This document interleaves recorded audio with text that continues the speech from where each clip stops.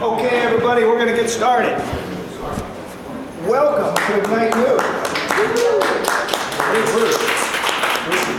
This is the IgniteU facility here on the third floor of Quackenbush. I may be a little scratchy sounding because I just flew in from Taiwan. And boy, are my arms tired. It's a tough crowd, man. Come on. That's comedy gold. That kind of joke never gets old. Anyway, we are at the final pitch of the spring 2017 eyesight. So this is a grant that we got from the National Science Foundation. It's run through RPI, but it's a regional thing. So we get customers from around the region here. So I'll do some introductions in a little bit. But it's a pretty cool program. It's 7 weeks, something like that, 7 or 8 weeks. So the group of folks that are presenting, they have been together for 7 or 8 weeks, on every Wednesday night for 3 hours at a time, hearing me drone on and everybody else in the room drone on as well. So let's give it up to the people for going through this. That's missing probably some Walking Dead or something else. So we started, I thought we had 15 teams with 15 dreams. Maybe we had 14 teams, but there are probably still 15 dreams. And this is our second cohort. We had one in the fall, we had 17 teams. So then another 14 teams this time. And we started in the dead of winter. Remember that, guys? Trudging through feet of snow to get here on Wednesday night. But we always made it. Always made it. Good sacrifice. The cohort is a cohort of strangers. Strange people, too. A lot of walks of life. People from SUNY Albany, Skidmore, Siena, RPI, and even the community as a whole. So, to me, this is really cool. We get to have all walks of life at these kind of eyesight events. So, this is like right up my alley. We get a lot of diversity, a lot of different walks of life, a lot of cross-pollination. So, there's really good sort of water cooler conversations, after the program is over. So, I think a lot of people take good stuff away from that. We have old, we have young, we have people from different backgrounds, different skills, different talents. I mean, it was a pretty diverse group. And we walked bravely through the Valley of Suck.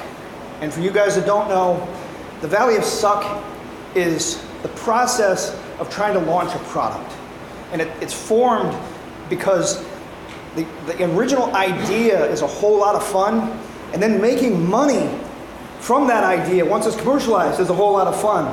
But in between is the valley of not fun, or what we call the Valley of Suck. So you could use that in your own life. Many people walk through the Valley of Suck, and it takes different forms, But we have walked through the Valley of Suck together but alone. And I'm proud of you guys. These are special people on a special quest. These are people that have followed dreams. They pushed ideas that they've had for years in the closet, and they were like, I got to get this out. Taking lab notions, like just thoughts that they've had in classes or something like that, and getting it out there, trying to make the region and the world a better place. So I want to thank Matt, who is not here, but Matt Cusack. He's one of our campus reps. Also Rick Neff and Kathy Hill. Rick's here. There's Rick Neff, ladies and gentlemen. Give him a hand. Hey, Rick. So we have representatives from SUNY, Siena, Skidmore. We'll probably even expand to include some other colleges next time, too. Special thanks goes to Center of Gravity. I think I saw some of them here. Some guys. All right. And the IgniteU folks. Bruce is here somewhere. There he is, Bruce. All right. Hey, Bruce. And really special thanks to the wind beneath my wings, Kelly and Richard. Let's give them. I wish we had time to give them a hug, because they really need more than a clap. They really need a hug. And I want to thank Donald Trump and the U.S. government for not pulling funding for this, because this is funded by taxpayer money. How cool is that? So these guys, these people that you're gonna hear, following their dreams, taking lab ideas out, trying to do something to better society. We give them money through this program to go off and see if they have a viable company. And that money comes from you guys as taxpayers. I think you'll be pretty proud with how that money was spent. If you're interested, we have another cohort forming now. We're always forming these. We're going to start it up again in the fall. So you can go to the Lally School at RPI's website, look for, just do a search on I-Core at RPI, and you'll find this link. And there you go. So, without further ado, I will get into the presentations.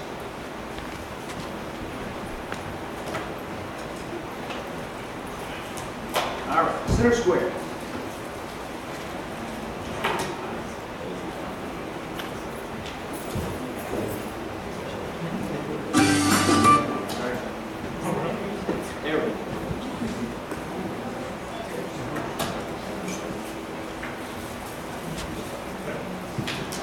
When I worked at New York State's largest wine and liquor store, I noticed a problem with expensive advertising being used to reach customers, but it was ineffective. We had signage throughout the store, paper flyers that people didn't read, or if they did grab it, they quickly threw it in the shopping cart. But everybody always had a cell phone in their hand, and they were always engaged with it.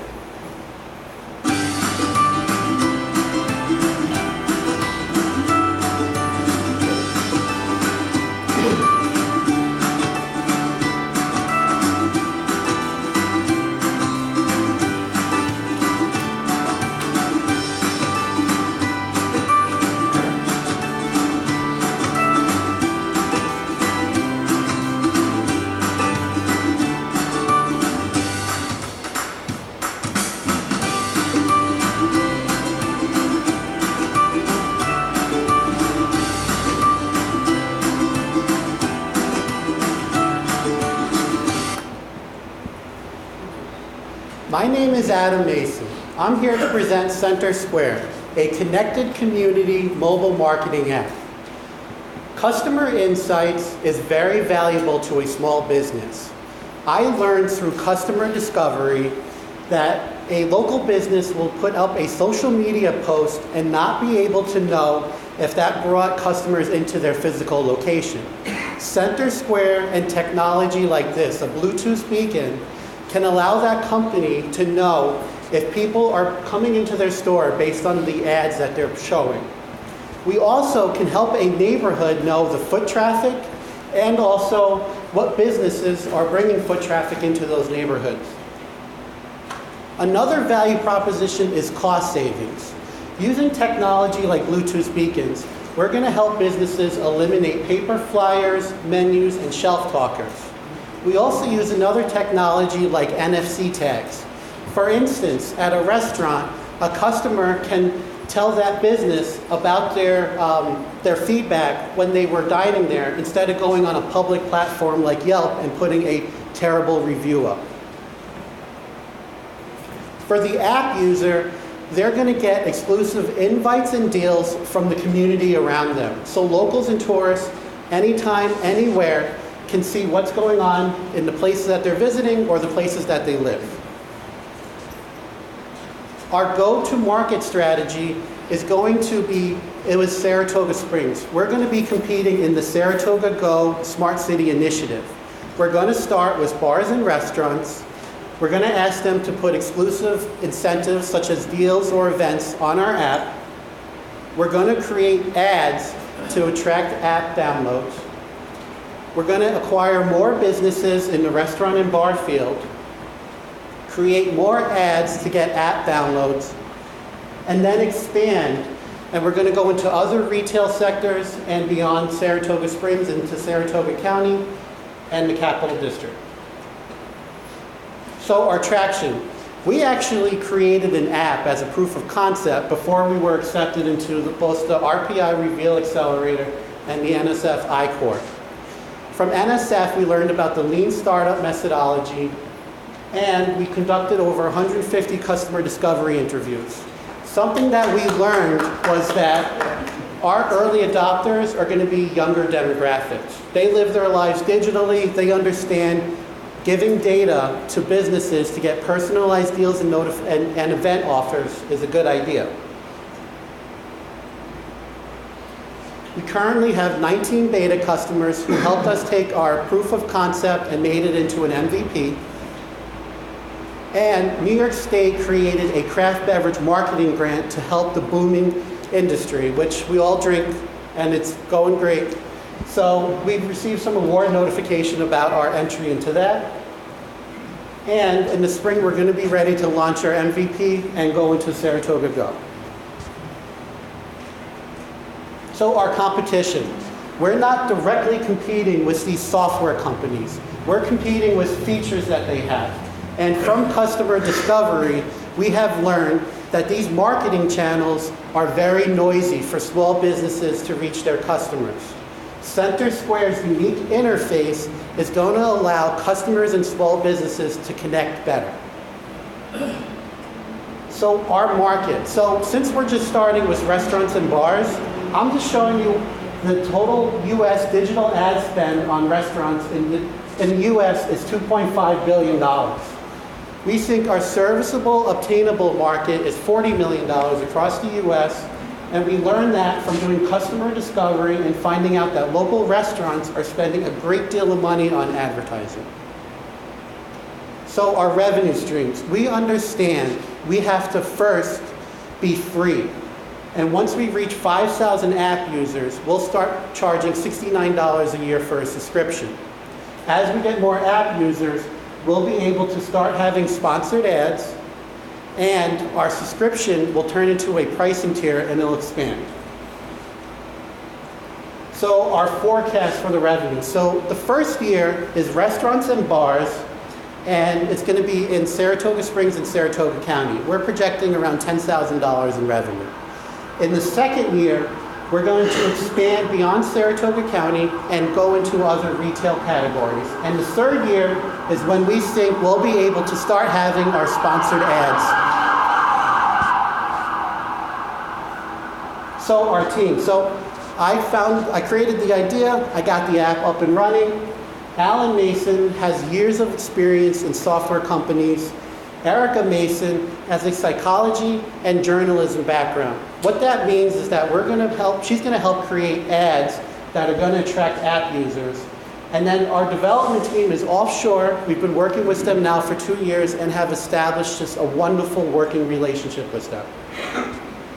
So our next step. So if you are a restaurant or bar in the room and you like the idea of digital marketing, come and see me. If you guys want to be good app users, get personalized deals and events, see me. And if you know anybody that would like to put their small business on here, that would be great. Thank you. Any questions?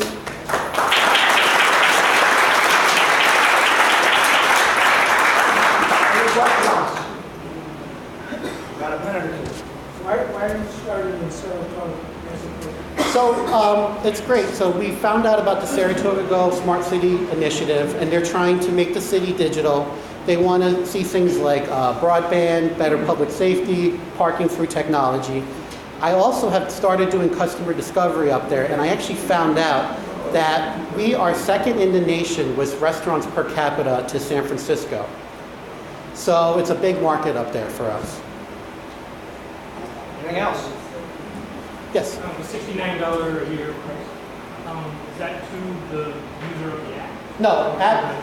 So the question was, is the $69 a year to the app user? It's actually a free app. Small businesses will be paying for it. Yeah. Mm-hmm. Yeah.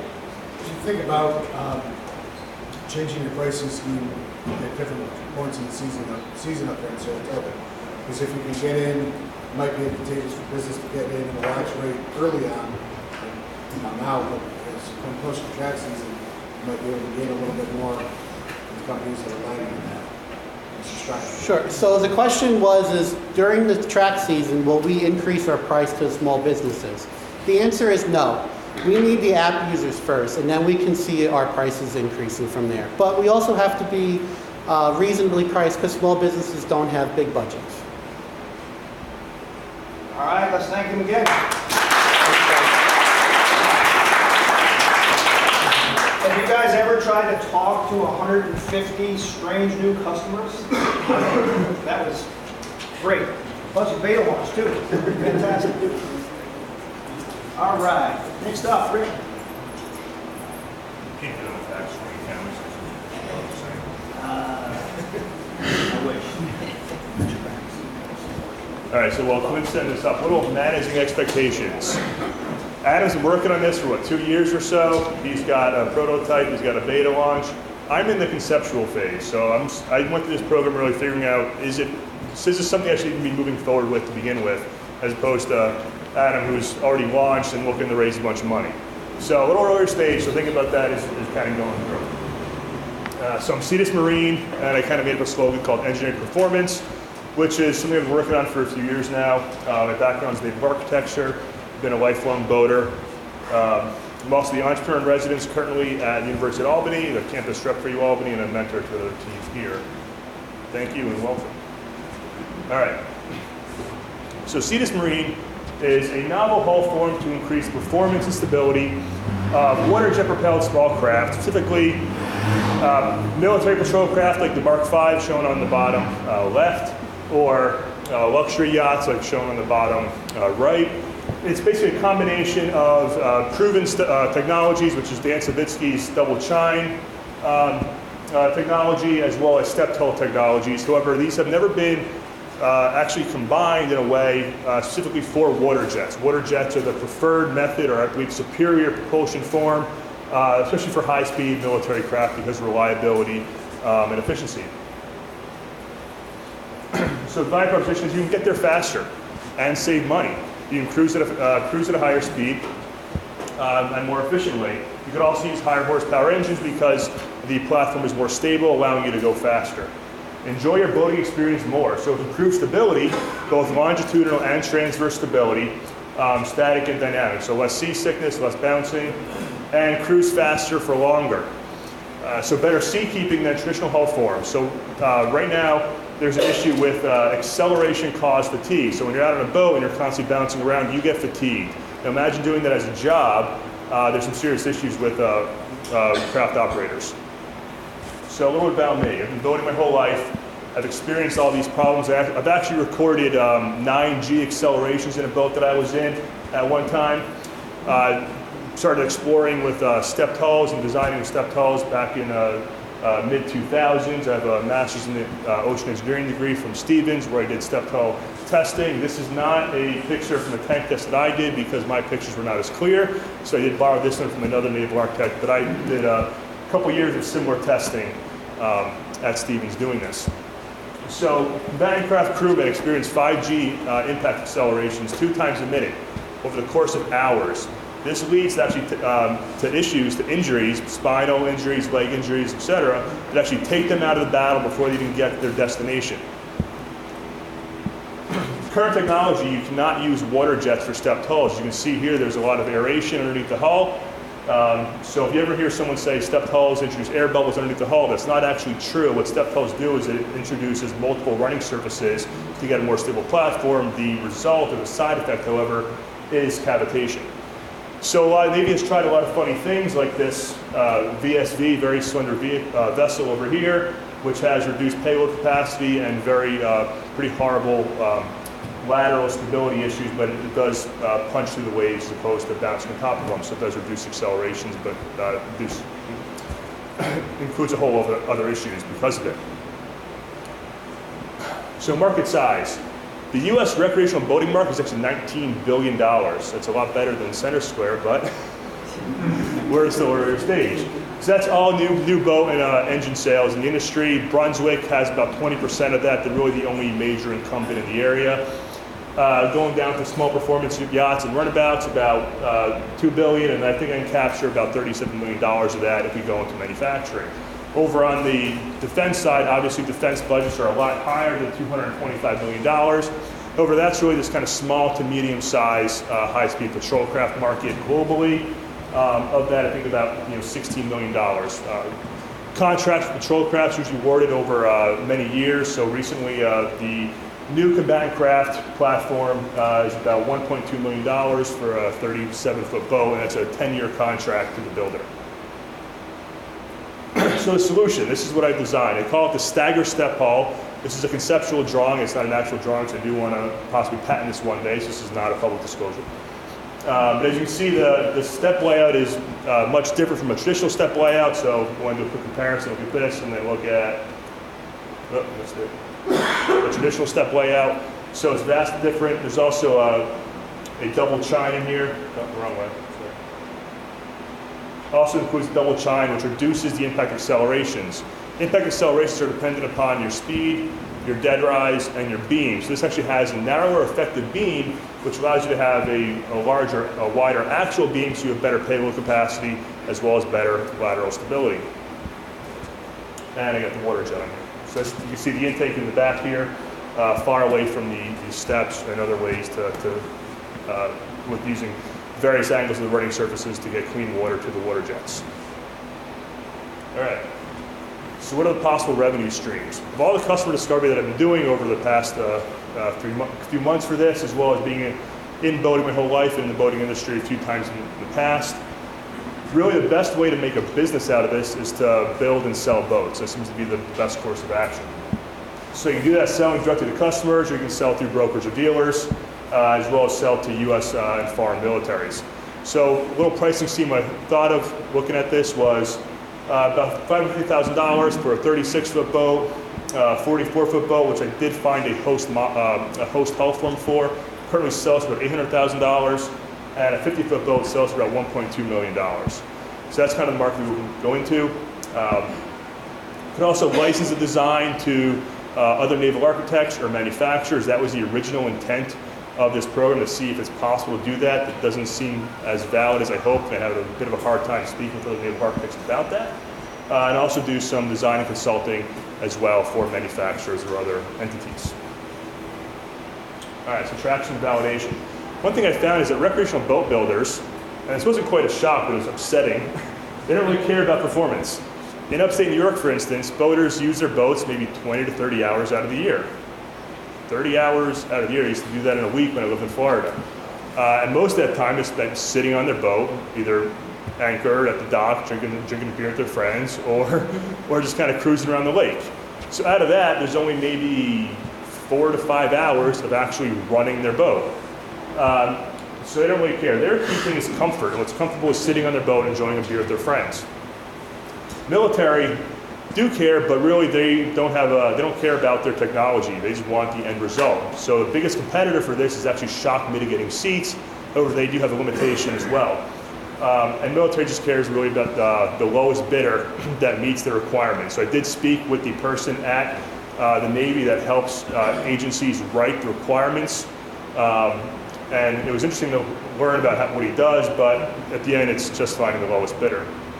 I also found out there's actually a boat has been built with a very similar design to this. I haven't got too much specs about it, but that was kind of interesting to find out. I spoke with all the major water jet manufacturers about this.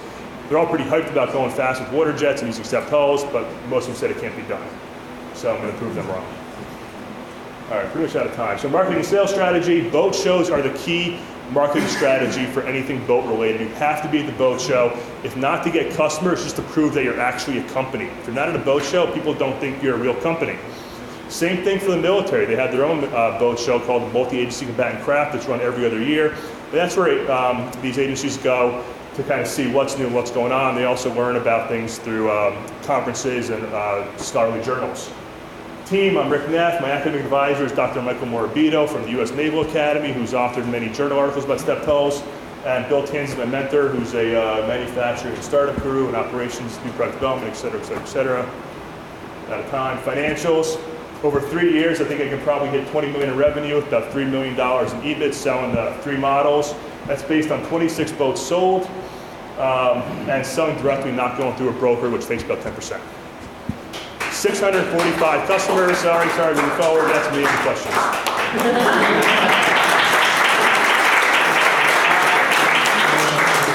Sorry, we have strict time on it.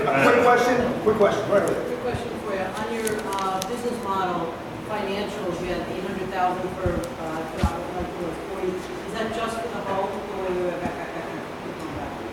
Here? All the way back. That. All the way back. That. So right there. So 36. That's the retail sale of a complete boat. The entire boat. Yeah, well, not including electronics. Right, but what portion of that is the actual hull? So I've been manufacturing the entire, actually contract actually the boat. The hull is probably $300,000 out of that. So if you do it through the company, you produce the whole thing. 300 of the 36 or 300 of the 40? 300 to the 800 is about the hull. Engines and drives about 150, and then about a 20% markup or so. All righty. All right. Thank you, sir. Sorry about that. So as an entrepreneur, imagine how excited I am to think that I'm going to get a discount on wine and liquor and a discount on a boat if these two companies are successful. Just don't combine the two. Yeah, good point. Okay, next up is Critiquer.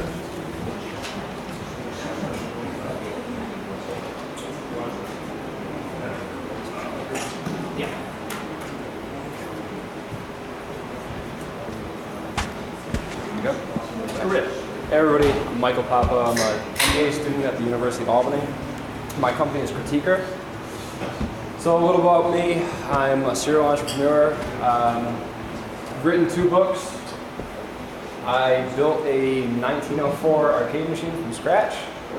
I went to the Savannah College of Art and Design for 4 years, and I got a motion media degree there, where I got to do cool projects like this. And lately, I've been concentrating on doing some fantasy porcelain signs that look old, and it's been fun so far. So originally, I came up with this idea when I was at the Savannah College of Art and Design. I spent a little bit too much time with my girlfriend at the time, rather than making design friends. And because of that lack of design friends, I had a lack of critiques. So I thought of this website where you could upload your work, get a critique, give a critique, and it would help with a lot of different things. So let's go into that. So the value proposition, we're going to help improve design student work and skills, validate artwork and designs, networking and inspiration, actionable feedback, we'll get into that in a minute. The result is more income down the road.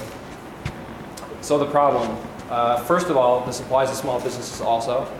Small businesses often don't have a way of getting critiques because they're just hiring out design work and not really seeing what's good and bad about it. They're just receiving work and going with it. Too many critiques from people are just, it looks good, so it's basically useless, to me at least. And I confirmed a lot of people feel the same way. So design professors are not always available because people work at 2 o'clock in the morning, 3 o'clock in the morning, like I used to do, or still do. Private critique communities, this is Facebook, Instagram, social media, they really don't cater to this type of platform. Some users are just not helpful. The critique turns into something less actionable. And on these platforms, people are just inherently too nice. So I came up with some examples of this because I'm a part of these critique communities. Tim says, oh, like, that's useless. Ben says, I don't like the typo at all, in turn giving a typo. Eric just wants to steal ideas because he wants to know how somebody did it.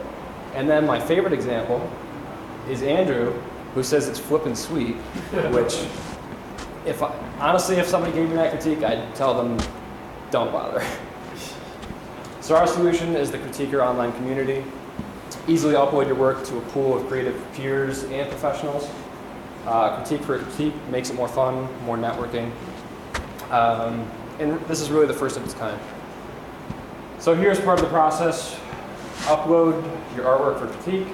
You choose peer or pro critiques. If you choose the peer or pro, you pay and then receive a critique. If you choose peers, you unlock the post with credits, which would cost, well, we'll get into that later. And then peers would submit critiques as needed. So our market size, so the overall market size for design work in general is $45 billion, which is quite a bit. The serviceable available market is about 500 million, so that's just software design tools in general. What we're hoping to achieve is about 20 million of that. So to look at our market size a little bit further, Adobe, who is the premier design software company, they make Photoshop, Illustrator, and all the other design tools that everybody uses. They have over 9 million subscribers as of this year. So that's a huge market already. Creative Market has 3 million members, and this is a market for digital design tools, brushes, templates, things like that. They also have 19,700 sellers, which is great. So capturing the market, we would work with design schools directly. Sponsor major design competitions, because when you're working on a design competition or submitting something, if you got a critique, it would obviously help you in a design competition. Online advertising and social media, and here we can see Adobe actually hosts the Achievement Awards, which is actually one of the premier design competitions out there for students. So the business model, paid professional critiques would range from $2 to $7. Critique credits would be 10 credits for $1, and it would cost 5 to unlock your post. You'd also receive credits from critiquing other people. Small businesses can request critiques for $10. Pro classes, so say I got a critique from a professional, that pro could say, hey, take my class, this is relevant to you. They get a discount of $5. Third-party advertising, not super relevant, but still mentionable. Digital marketplace and sponsored job listings. So some of these things, like the paid professional critiques, small business critiques, and the pro classes, critiquer would take 10 to 15% of that. So our customer discovery through the iCore program led us to find that 100% of the people that we surveyed feel that critiques are a very important part of their process. 92% feel that they have a strong interest in both giving and receiving critiques, which is very important because we don't want it to go one way. Designers that feel that feedback adds value to their growth as a designer was about 85%. And we decided to focus on students because only 20% of professionals felt they had a lack of critiquers. So here's our competition. Our major competition is over here with critiques, and that falls into Facebook groups, Instagram profiles, and Canva, which offers critiques for their users. And that's a very limited market and a different market than we're going after. So creative marketplaces, we have a few. Creative classes, there are a few, but we would provide competitive pricing, and we would be more focused than our job market or job listing competitors. So here's our work plan. We're going to be starting marketing, planning and research now, fundraising and design, Q3 of 2017, and the most important thing is we're hoping to launch Q3 of 2018. So our financial need for the first few years wouldn't cost that much. The most would be marketing, which would be about $50,000 a year to start. 2019, we'd bump that up to 2 employees to a total cost of $151,000. 2020, we'd bump that up to 2 more employees, bringing the web development in-house. 2021, we're almost spending $500,000 a year with more employees than the whole upscale. So our projections, hopefully by 2021, we can reach just under $1 million in sales in revenue. And that's Critiquer. I'm Michael Papa, I'm a serial entrepreneur. I have a design business of my own and several other things in the works. 4-year degree at SCAD, MBA candidate at UAlbany in 2017. 2-time published author, and I'm also the board member of a not-for-profit. And my advisor, who you just heard from, Rick Neff, the entrepreneur in residence at UAlbany. So if you have any questions, I'd love to answer.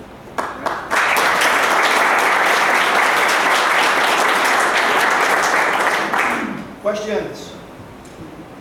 A quick one.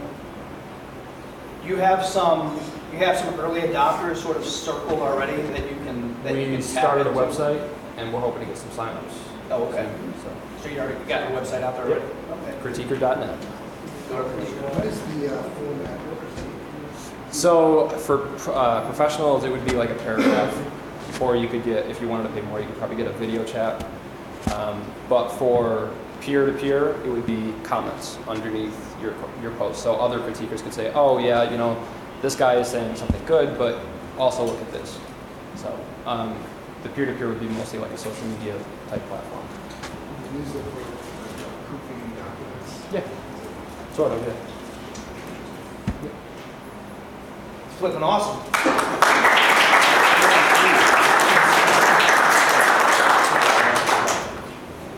Flipping sweet, forgot. Okay, next up is Sherry and Josie. It's just me. It's just Josie. Just Josie. It's just Josie, but still. Yes. Now, I will point out that this is Josie's second time going through this. She was here in the fall. She loved it so much for that idea that she came back with So another- maybe I'll have to find a new idea for next fall. I think you right? got another one in there. 3 times, third time's the charm, right? All right, so hi everyone, my name's Josie, and I'm a PhD student at RPI, and I'm going to talk to you about my company Fluorofibril and the work that we're doing developing tools for the diagnosis and treatment of amyloid-related diseases. So to start off with, what is amyloid? Because I'm sure a lot of you aren't familiar. And it's just a type of protein aggregate or protein clump. And they're often found in the body and they're associated with a lot of different diseases. Probably the largest of these is type 2 diabetes, which is associated with these clumps of protein in the pancreas. And there's a lot of neurodegenerative diseases as well, such as Alzheimer's disease, Parkinson's disease, and ALS. So for the purpose of this, I'm just going to focus on Alzheimer's disease. And it's the 6th leading cause of death in America. And it affects, right now, 5.5 million Americans, and this number is expected to double or more than double in the next 20 to 30 years. And it costs the United States somewhere upwards of $200 billion in terms of loss of productivity and medical expenses. And there's no cure. They do have treatments that can treat the symptoms, but there's no way to treat the underlying cause of the disease. And current diagnostic methods are based just on symptoms, so you can't diagnose a patient until their disease has progressed fairly far. So what are we doing? Well, we've developed a new tool that's able to detect these clumps of protein. And it's a very easy method, and we're hoping to use it and further develop this tool to be able to actually detect these protein clumps in the body and use this to diagnose disease. And our product binds very specifically to these clumps of proteins, meaning that it's going to be a very reliable test. Another aspect of our product is that it's able to prevent these proteins from clumping together in the first place. And that'll lead to a lot of therapeutic potential. So if we can prevent the formation of these clumps, we can slow the progression of some of these diseases.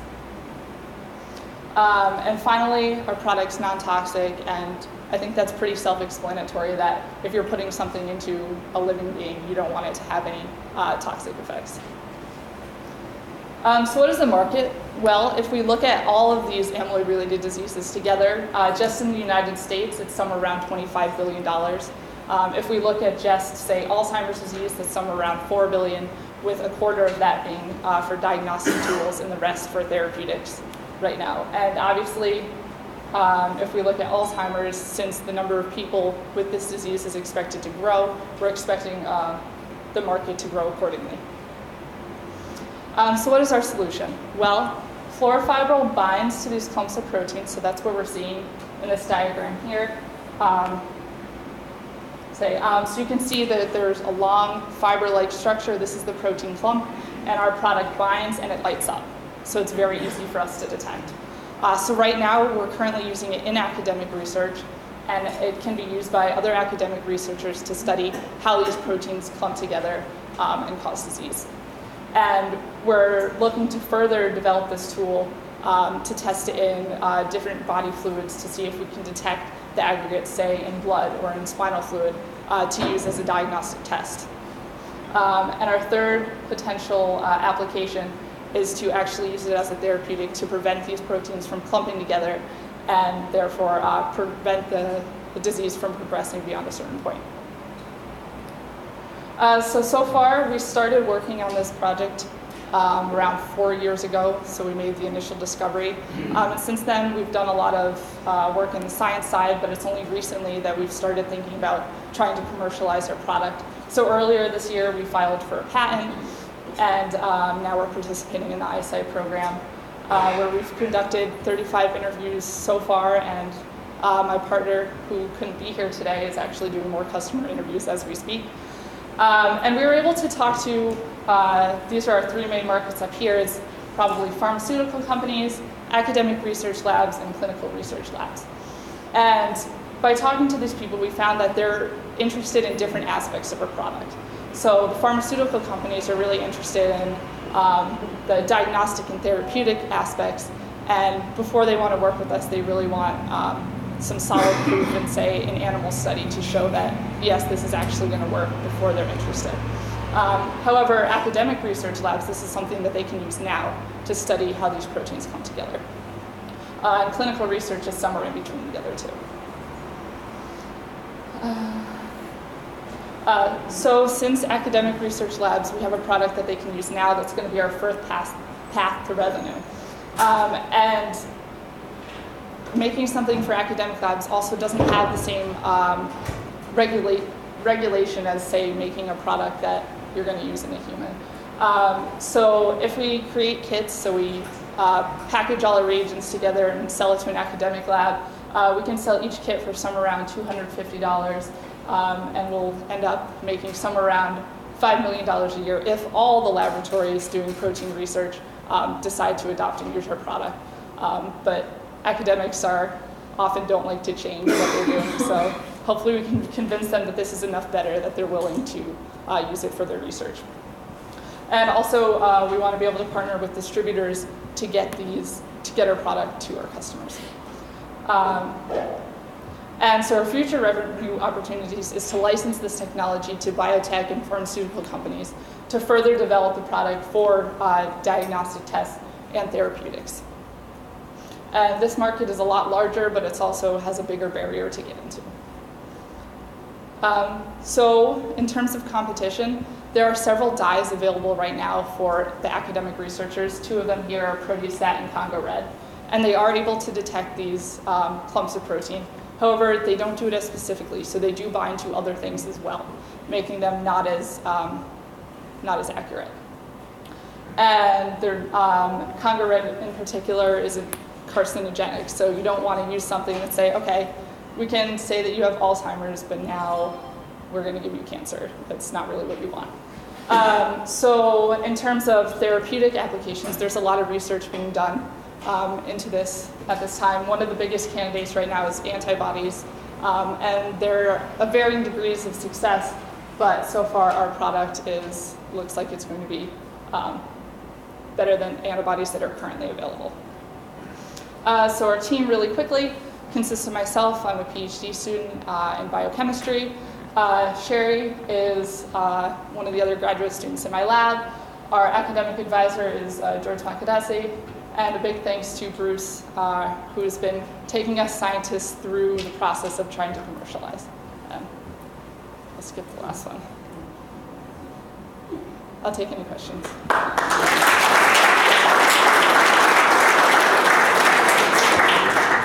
Any questions? Yes? Has this been tested on people? So no, it has not been tested on people yet. All we've done is in the test tube. Yes? You said the kits cost $200 to buy. How much do they cost to make? So to make, it would be maybe $50. It'd have a pretty large margin. $250 is like a standard kit that people sell for academic purposes. Yes? You said you haven't tested on real people, so is it primarily just blood work for the most part? So we haven't done any testing in people. We've only tested, okay, if we form these protein clumps or protein binds. So we really have to do a lot. We're in the very early stages, and we're looking to develop it into a diagnostic tool. Yes? How does the cost per assay compare to your competitors? Sorry, can you repeat Cost per that? assay, how does that compare to your competitors? So it's comparable. That's pretty simple. Yeah. All right, let's give her a hand.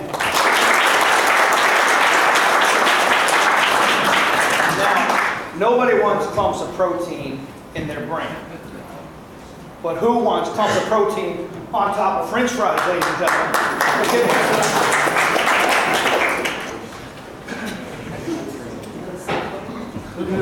Interesting segment. I always have to go out with that.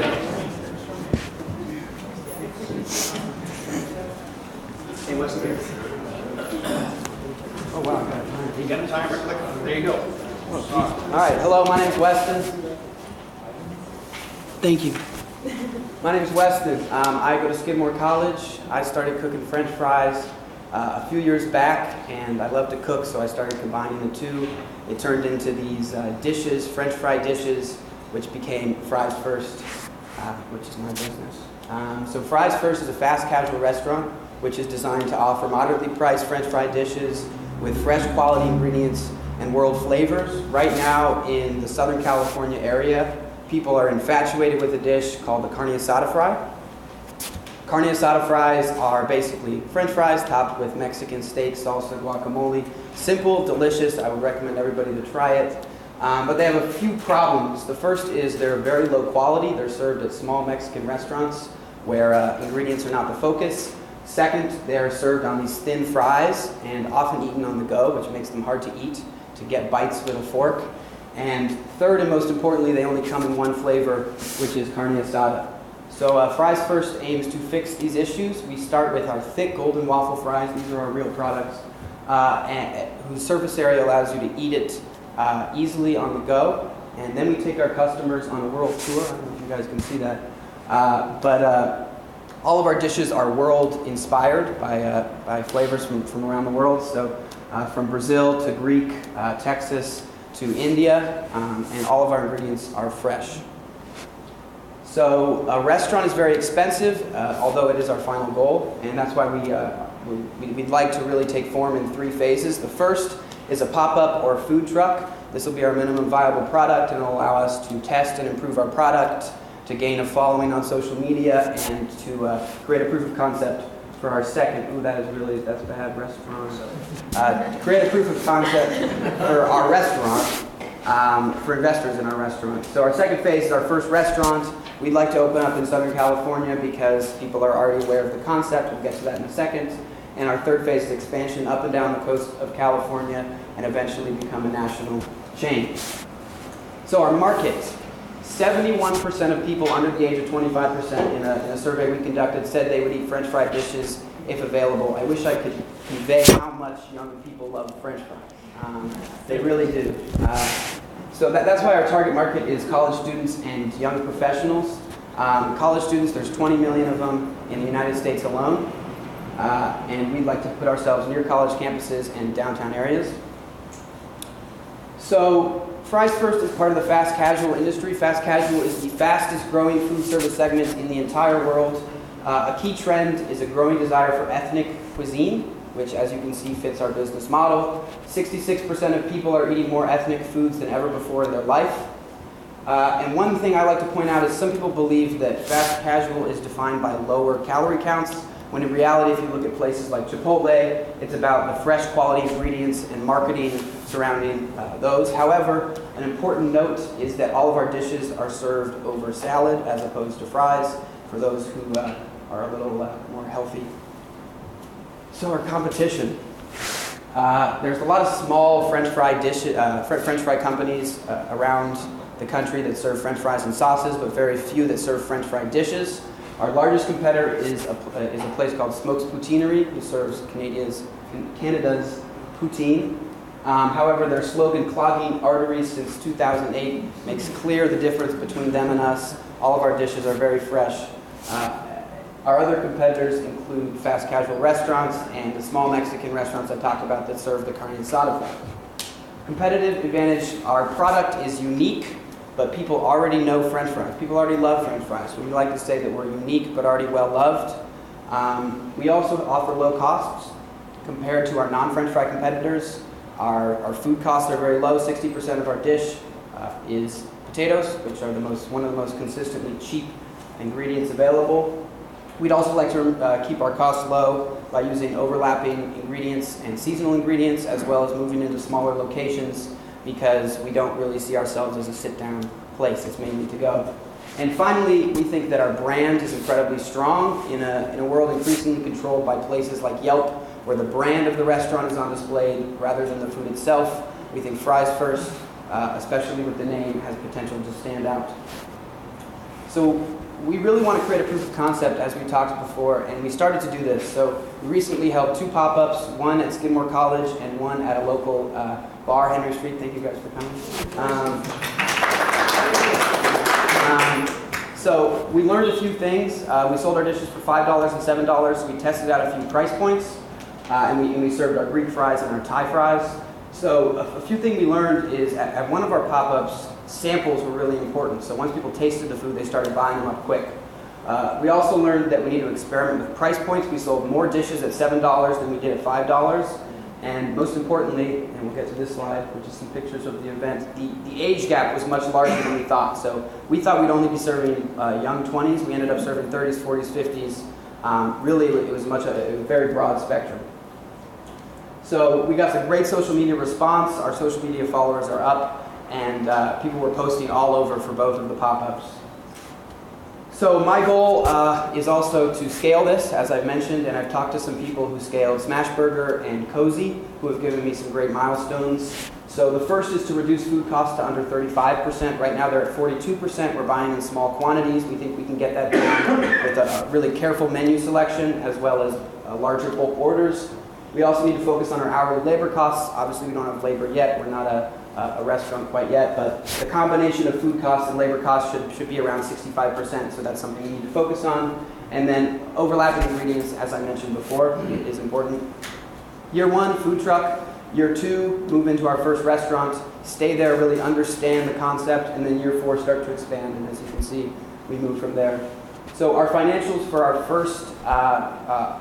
first phase, it costs about $10,000 to just do pop-ups, which would not be a food truck. Those would be places we would open up in college campuses, music festivals, farmers markets, etc. With a food truck, it's $30,000, which is really what we're aiming for, plus food costs. We recently took home first prize in the Skidmore Business Plan competition, where we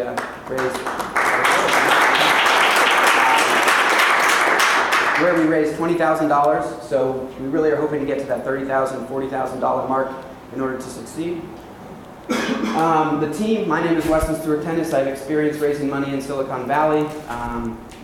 I'd like to apply the same mentality to this business. I'll be the CEO. The 2 people working for me, Max Novak is our designer and also has restaurant connections, so he's allowed us to position ourselves near some people who have given us great advice. And Ian Latucci is in charge of marketing and a lot of our social media, partnering with people. And that is my presentation. Thank you.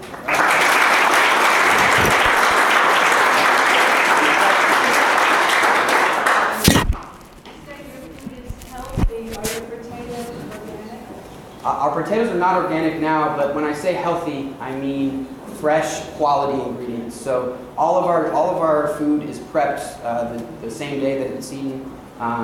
For example, our Cuban fries, our Greek fries are lamb topped with fresh tomatoes, onions, cucumbers, feta, tzatziki sauce.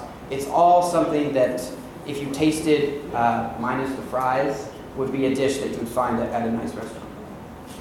Yeah. And you identify healthy grease with your preparation? Healthy grease. I have. There are actually things called air fryers, which we thought about using, but I kind of like the fry. I really think people have to try it to understand what I mean by healthy. I don't mean healthy like you're gonna better your life, right? I mean fresh and quality ingredients and really something that you don't feel bad about eating. Have you had to analyze for fat content and calories? Not yet, but that is one of my next steps. Now that I've gotten this money, I can start to do things like that. Thank you. Anything else? All right, thank you again.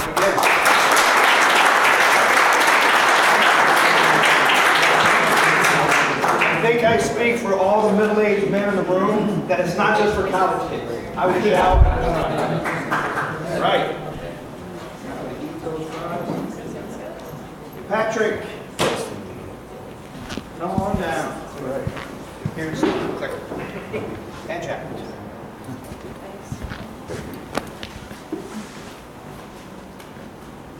I'm in charge of my own time, so we can see how this goes. No, Kelly's got that. Yeah, you can't control that. No, that's just for this. All right. Hi, my name is Patrick Calhoun. It's Jackie Kurtzinger. We're representing GridStar. It's a company that focuses on creative solutions to backup power systems in the home. I'm from Buffalo, and back in 2007, we had a blizzard in October. We wound up taking out power to the entire Western New York area for, in some places, over a month. My family and I were lucky. We only were stuck for 2 weeks.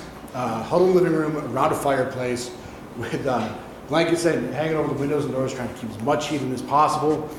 every faucet in the house running to make sure the pipes don't freeze, and no real way to store our food. It's not a pleasant time. Now there are solutions out there to this problem, right? You can get a small portable generator like you get on a construction site. You plug in and run your refrigerator and your stove and maybe a couple of lights. Problem is those run on gas and you have to go out and fill it up every so often. Then there's the other end of the spectrum is a full generator. You go and pour a concrete pad, get it installed. It'll power your whole house. It's automatic, and you know, it plugs right into the natural gas supply. But they're loud, and they cost like $15,000 to put one of these things in. So we thought there's got to be a better way. What we worked on and what we developed is what's called a deferred action saltwater battery. It's salt water as the electrolyte and a couple of common metallic elements to keep your lights on. So this battery gives you the full gambit. It gives you enough power to run your house. It's automatic. It's instantaneous. It's affordable, which is something that all of our customers wanted, something like a backup generator, but the money was a big issue for them. It's easy to install, and it's quiet. It's a battery. When was the last time you heard a AA making noise? So this is what a product actually looks like. It's about the size of your breaker panel in your house. It gets installed next to it. You can recess it back in the wall. It gives you your lifetime run hours of those batteries, so you get an indication of when you need to start thinking about replacing them and how long the lifetime is going to be. When the power is on, it's going to give you an output because since the battery is instantaneous, you might not even know that the power went out. But then it's easy maintenance. You flip open the door and you can get to the actual batteries that you need to change out, which are these white tubes in the middle. So the way this thing works, it's deferred action. Now, in a battery, the chemicals all have to mix together to produce electricity. When the power is on, the water is kept in a separate tank above. Nothing's happening. Power goes off. We use an electromechanical device, so there's no software on this thing, to allow flow and then circulate this water, which gives off the electricity. So you buy this, we come, we install it. It takes about an hour to put in, and that's it. You sit back and relax and wait for the power to go out. Then when the lifetime indicator says that it's time to change it out, you get new battery cartridges from us. It's a buyback program. So we take the old cartridges, we cycle them into new ones, so we become a cradle company. And these things are about as easy to change out as a printer cartridge. It's just a snap in, snap out. Right now, anybody who makes a 2 or 4 stroke internal combustion engine makes a portable generator. You go up into the higher end of the standby generators, and a lot of those companies fall out. But then there's this new area emerging. Tesla came out with their Powerwall recently. It's supposed to be a buffer to allow for renewable resources to be brought into a microgrid type situation. They have an ancillary benefit of being able to power your house when the power goes out. They last for maybe a day. So that's the market that we're going to be playing in. But we are a design function for a backup supply. So we wind up offering all of the benefits of a standby generator. We power your whole house, automatic, instantaneous, but we're also quiet and we're safe. If any of you have a Samsung Note 5 or been flying on an airplane with some headphones, you might know that lithium-ion batteries tend to explode. Ours doesn't. And we offer this at a price that's comparable or less than a portable generator. So let's talk a little bit about the market landscape here. Using the 2015 census data, we first off, through this program, we've determined that our primary market are homeowners, U.S. homeowners. And using the 2015 census data, we determined that U.S. residences will be our total addressable, and the homeowners specifically will be our service addressable. Now, the innovators section is important. That's the early adopters, and that's about 2.5% of this total addressable. And of that 2.5%, we're looking to capture 1%, which is approximately 16,000 homes by 2022. The big question is, though, how do we make money? And that's by getting our GridStar battery into the homes of customers. Now, we have a few ways of doing that. The first thing I'm going to bring up is our bundled package. People bundle things all the time. Internet, phone. We're talking about an actual bundle of batteries. Through our customer interviews, we talk to people and ask, how much energy do you need to power your home? And most people don't know. So we've created a package that allows people to just have this in their home. When they come up to you and say, we want your product, we just want it to work, this will power your home. There are people who want a modular design, which we've created. And this allows you to have certain aspects of your home on. Say you want your lights and your fridge and that's all you want to pay for, we can make that happen through our modular pricing. We have a maintenance subscription option, and we also have our buyback program, which allows us to be the cradle-to-cradle company, where when we buy your battery back, we will then be able to sell you a discounted new cell. Our end goal is we want to be in large-scale distributor stores. We know that this isn't feasible at our size, so we've created this roadmap. I want to point out contractors because we want to be able to offer our product to people who are designing their own home so they don't have to retrofit later. It's a little bundled here, but we've determined that it's going to take approximately 2.5 years to break even. We will sell our entire battery unit is about $1,500, and if you buy it at the bundled, it'll cost about $1,200. Each replacement cell will be approximately $30, and this battery, so usually you'll have to pay $450 through the bundle deal. It's only about $300 per battery or per set of batteries. So what's our traction like? Well, we've been in this program, and we've also competed in the New York Business Plan and the RPI Change the World Challenge. We filed for a patent, we have a proof of concept, and we are incorporated in New York. This is our next step of market development research. We find this very important to create a product that people want. So we will be applying to the I-Core Nationals program, as well as doing extensive prototype testing and working with Underwriters Laboratories for our product certification. At the end of this year, we will be applying for an SBIR, as well as setting the framework for potential investment from angel investment. And hopefully by early 2018, we will be doing customer testing and then selling our product and reiterating to make a better product. Here's our team. We have an extensive engineering background. However, we do have some business. Pat will be graduating this May with the TC&E, and I will be joining in the fall. We have two mentors, Dr. Ashish Ghosh and Dr. Michael Hughes, who are both RPI faculty. We've loved presenting tonight, and we will now open for questions.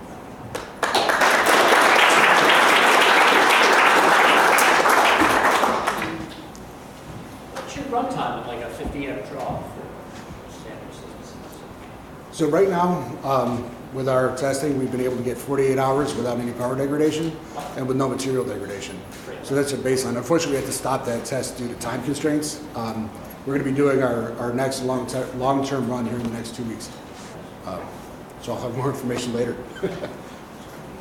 How much is your maintenance plan? Like if I'm paying $1,200, you need the batteries replaced now and then if they're not used, right? Yeah. So is it going to be cost effective for me to get this as opposed to letting a generator stay in the garage until I need it? Like am I buying replacement batteries every 2 years? No, you shouldn't have to. The batteries aren't exposed to any reactants, so they won't degrade until they're actually used. That's actually one of the problems for revenues. We've now sold this thing to so many people, and we're going to stagnate. So having that maintenance program is a way for us to have recurring revenue when people might not have to use these batteries for maybe a year or two. Not sure I understand the technology, but once the power fails and you release the water in the cells, what if the power comes back on in 5 minutes? Have you committed those? Are those batteries? Do you have a shut-off or a reclaim? Yes. So that stops. The second the power comes back on, the components are isolated again. We're using solenoid valves to do that, and so if you run it for 5 minutes, your runtime life has decreased by 5 minutes until your next change out. Great. All right, thank you.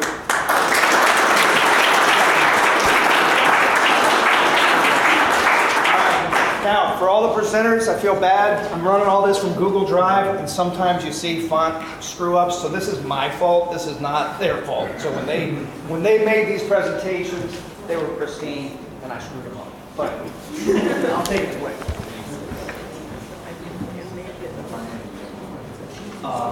It's like 8 minutes.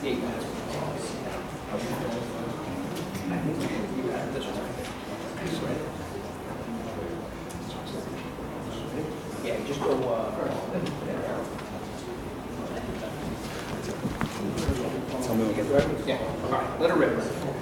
I'm Josh. I'm Anthony. And we're JobLight. Take a look at this photo and imagine what it would be like driving in New York City without any traffic lights. There'd be an accident at every corner, insurance premiums would be high, and our loved ones would be at risk every morning they drove to work.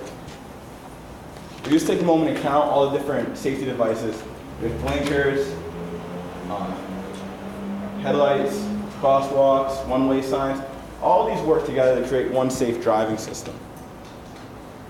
We took a look at the agricultural industry and noticed that there's only one main safety device seen in this workplace, and that's the supervisor.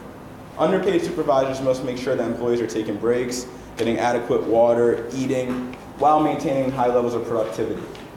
There have actually been over 100 deaths in the past few years, right, Anthony? And these deaths occur primarily in May and June. As well as July and August. Right. And mostly in California, Texas, Florida, and the southern regions. We could not believe how in 2017, 100 people could die over the past few years from overheating with all the modern safety devices we have. So we decided, with the help of the National Science Foundation I-Corps program, to fly out to California.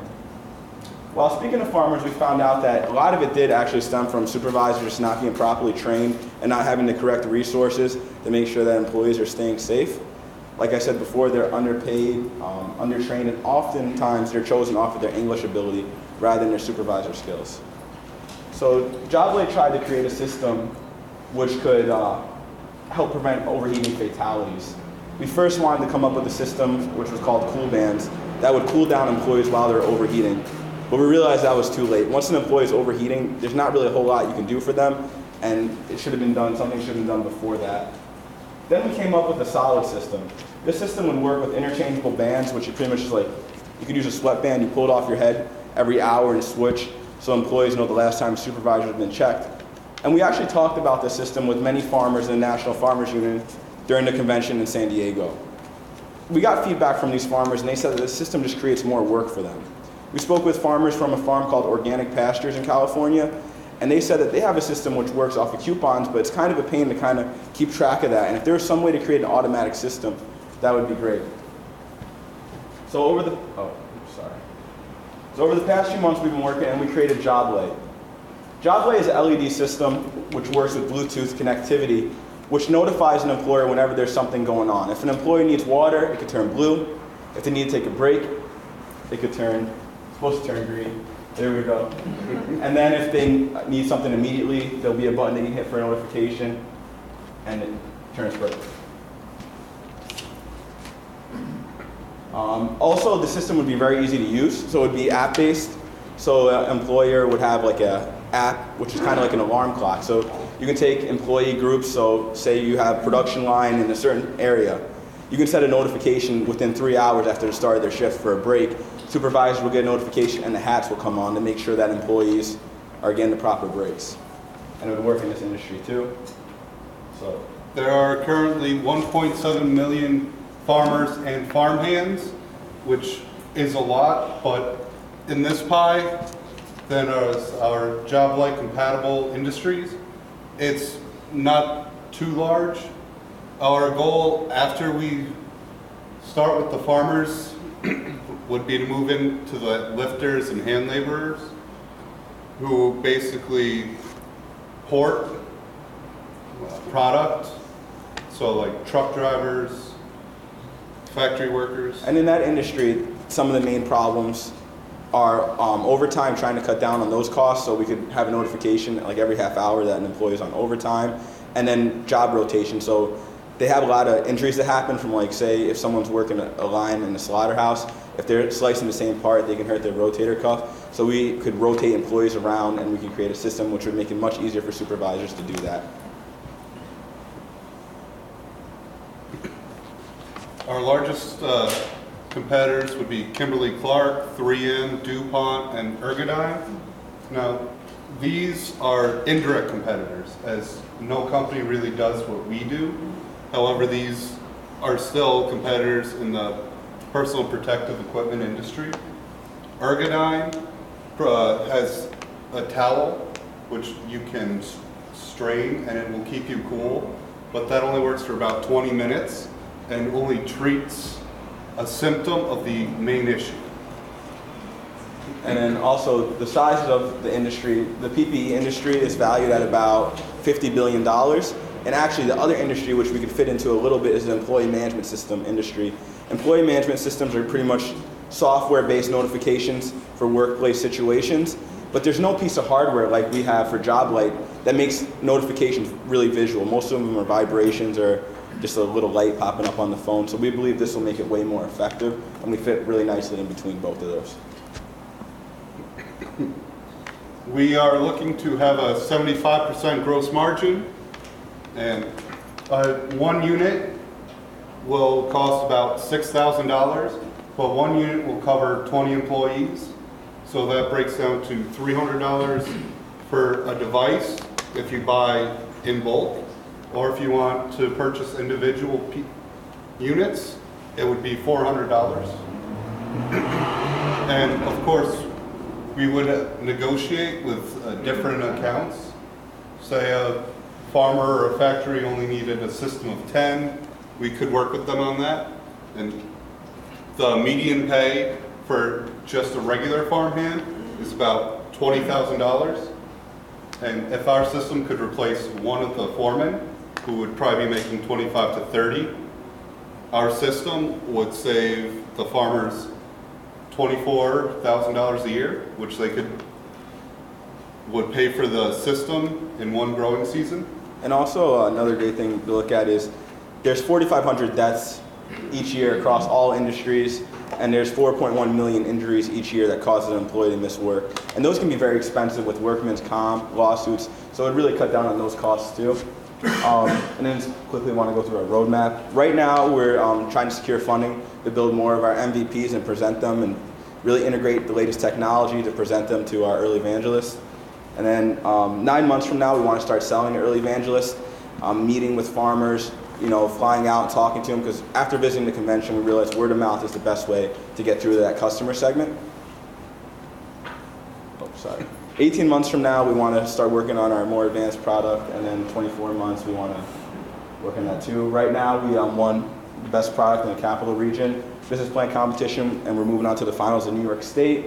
We were accepted in Texas Christian University's pitch competition, which is very exciting, and Sienna has been helping us financially. Our team consists of myself, Josh, I'm a management major at Sienna College with an entrepreneurship minor. I'm Anthony, I'm a junior finance major at Sienna College. And our vision is to bring safety to the 21st century by making safety as easy as a stoplight. Thank you.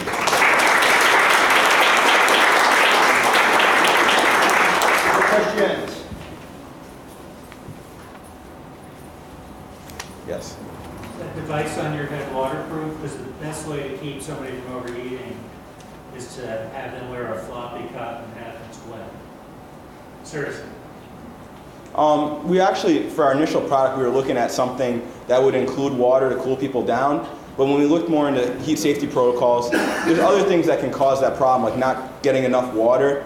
If you're in 110 degree weather, that rag will only stay cool for so long, and then sweating and perspiration will still occur. So our goal is to prevent that from happening by having employees follow like OSHA guidelines, which are shade, water, and brakes, because we believe that's the best way for employers to defend themselves in the case of an incident, and that's what most of the science proves works. Yes. There seems to be a recurring revenue potential for this. What did you talk about it? Yeah, so part of our revenue model is it's for 20 employees, so once they buy it, they'll probably buy more. We're going to upgrade to a plus model, which will have better features, and also another big part of it will be the data. So if they choose to subscribe and buy the plus model, they'll have all the data, like how long employees have gone without breaks and whatnot, and we'll have to charge a monthly fee for that. Was there a part of it that wears out and then a part that can stay viable, or does it all? You're talking about like in terms of how long the product's Well, they're wearing hats. I mean, they're going to wear out fairly fast. Yeah, we're looking to have this stay good for about 2 years, but within that time too, we're going to be working on another product called JobLight Plus. So after we sell this product line, hopefully by the time the product wears out, we'll have a new product to sell them, which will have better features. All right.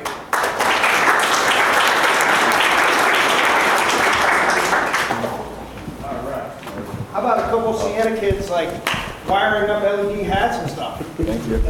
That wasn't even your major. No. All righty. Okay, all the way from Skidmore College is Music Match. I do the quicker.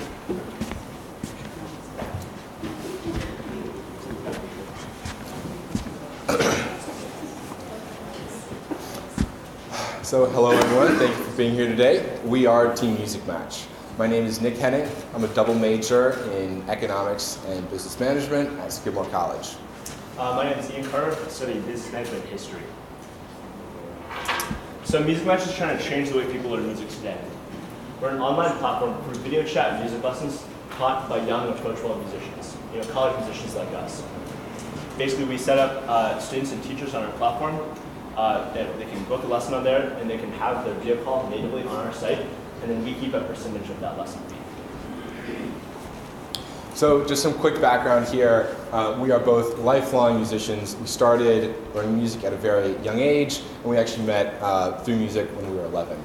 We then started teaching music later on in high school, and we developed a passion for sharing music with others in addition to playing it. When we were both learning music at very young ages, we had some good teachers, but we had a lot of teachers who were not the most approachable, who didn't make learning music fun, and who taught at inconvenient times in inconvenient places, and lesson rates were also fairly expensive.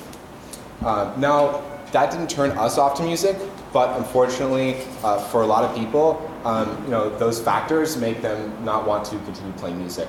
So we see a lot of people quit playing music because of that. So let's see how these issues manifest themselves in the big picture. 85% of non-musicians wish that they had learned to play an instrument. Now, in addition, 95% of parents think that music is a key component to a well-rounded education for a child because music has been proven to increase scores in reading and math, among a whole host of other positive advantages. But turns out, fewer than 9% of Americans actually know how to play an instrument. So we see lots of interest in musical involvement, but the problem is converting that interest into actual musical involvement. We think a lot of that disparity is caused because of the way music is taught today. Professional teachers, like we learned with, are a great option for those students that are extremely motivated and are willing to put up with a lot of downsides that come with them. But for a lot of people, they turn away because of the unapproachability of those teachers and the high price and inconvenience. Non-professional teachers, like a college student like us, are a great alternative. But while they make lessons more fun for a lot of kids, they don't really address the underlying issue of you aren't able to choose from a lot of teachers that way, and inconvenience is still an issue. Now with professional online teachers, this growing market, also over video chat, that has basically only become possible in the last few years. It fixes a lot of the issues, but it doesn't fix the problem that these adult professional musicians are having trouble connecting with their younger students and making it fun. So by bringing together different parts of today's industry that are already proven and popular, we think that Music Match can create a product that better appeals to today's music student, basically combining the attributes that anyone is looking for when they search for music lessons. Now, like we said, we aren't the first online lessons. There are other sites to do it, but usually it's online tutoring sites that happen to offer music, or they're sites for finding a teacher in your area that happen to offer online lessons. The only real focus one is Lesson Face, where I'm actually a teacher on their site. While they do a lot of things well, they leave a lot to be desired. The user experience is really neglected, we feel, and when I had to go through this arduous audition process of becoming a teacher on there, they only ever tested my musicianship skills. It's how well I could play this song, how well I knew this concept, and I think that that's the completely wrong metric to screen for. By focusing on the teacher's ability to play music rather than communicate with their students and make the lessons fun, they're creating an environment that's not about the user experience. It's about something made by professional musicians for other professional musicians. Basically, we think that by focusing on different things, we can better appeal to students. So we're going to combine existing benefits that other sites have with several key differentiators. First and foremost, we're going to focus on user experience. This is an area where the competition falls short, both on the side of the teachers and the students. So there are a number of things that we think we can improve on. Now we're also going to place the utmost emphasis on having approachable teachers that make learning music fun. Now, as Ian mentioned before, other sites place so much emphasis on just raw musicianship, but we think that that's kind of the wrong metric to base the hiring process off of. We think that a good analogy for that would be like if you were going to hire a 5th grade math teacher based on who can do the most complicated mathematical proofs. We just think that that's kind of the wrong metric. So we think we can really improve on that there. We're going to also offer a broader range of prices that allows for more affordable options.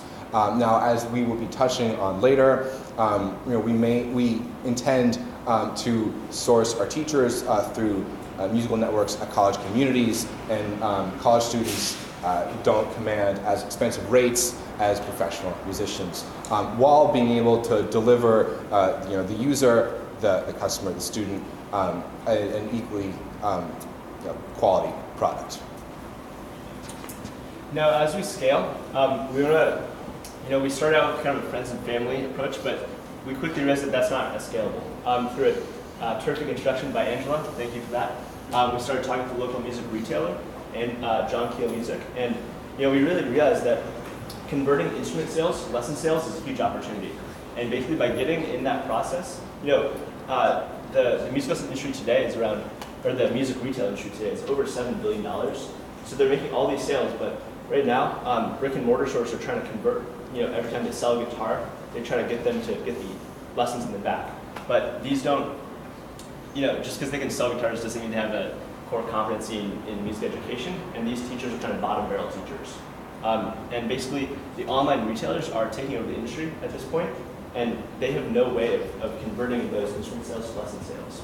So we want to make those partnerships, and we've been talking to John Keel Music here in the area and brought it back to the DC area where we're from, and we've gotten a lot of interest from the music retailers where basically they can outsource this function, where if you're taking a $35 lesson for 45 weeks a year, which is pretty realistic, that's around $1,500 in revenue per student per year. If they can include a flyer every time they sell an instrument and potentially get a small percentage of that back, they're getting a huge amount of money back from existing customers, and they're really excited about that. So as we mentioned before, we're going to capitalize on musical connections throughout college communities to source teachers. At Skidmore, we have our own tight-knit community of musicians, and we understand that this is the case at other colleges and universities across America. So we're going to use these networks to source teachers who will be vetted on our site before they teach on our site, and we will also be implementing a user review system to ensure teacher quality. Now, in the last few months, with the help of the money from this program, as well as getting 3rd place in the Skidmore Business Plan competition that Weston beat us in, we started building a website, and we found this terrific local alumni from Skidmore named Tristan Zelig, who's doing a great job at a very steep discount for us. We're negotiating actually doing the rest of it with equity. We also have a couple other ways we're going to finance the rest of it. We also went to Berklee College of Music to source some teachers in the area, and we got around 100 of them that they said would be interested in teaching on our site, which kind of proved our hypothesis that there's potential viral growth on college and student communities for finding teachers. Anyways, so that's it for today. Thank you so much for coming out here. Question? 3rd place, did you guys win some cash? Yeah, $5 grand. 5,000. All right. If you ever need a bad banjo teacher. Thank you. Your man. I'm your man. That's good. All right. The speed team. All right.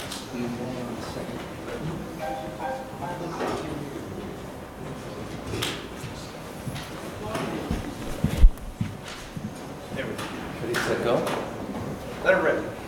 Hello, my name is Mike Kelcher, and this is Jonathan Mayulo, and he is the entrepreneurial lead on this team. I'm the academic lead. In my day life, I'm the Associate Dean for Academic Affairs in the School of Humanities, Arts, and Social Sciences at RPI, and Jonathan is a graduating senior as a dual major in Mechanical Engineering in our Design, Innovation, and Society class. He's much more likely to be involved in something like this than me as a psychologist by training, but I've been having a blast with this and two other technologies that were invented by the inventor, my good friend Miguel Santos, who couldn't be here tonight.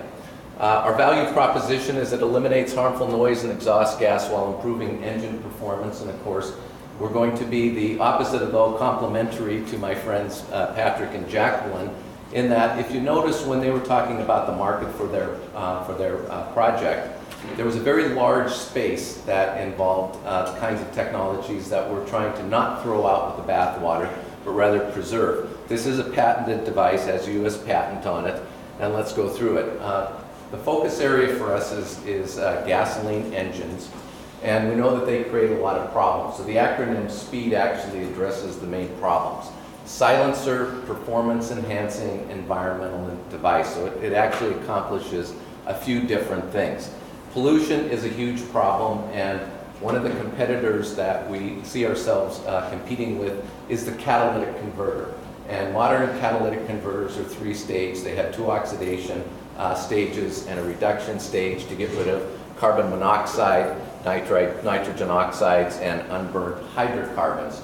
As it turns out, there's a fairly big market for this worldwide. As I'll get to in a minute, we kind of want to focus our energies on 2- and 4-stroke gasoline engines because they're still largely unregulated, and we see a big market for that and less of a barrier to get into that as compared to automobiles and trucks and larger equipment like that.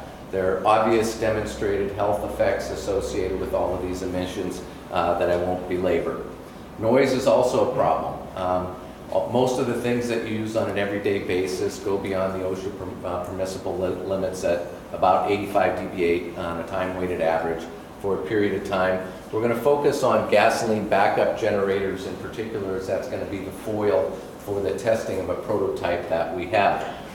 People seem to like this. I did find an article from the Chicago Tribune, relatively recent in 2014, that took marketing data on Briggs & Stratton's 70% quieter Craftsman lawnmower that people said that they'd be willing to pay a lot of money for, and we have some supporting data from our own discovery that we did.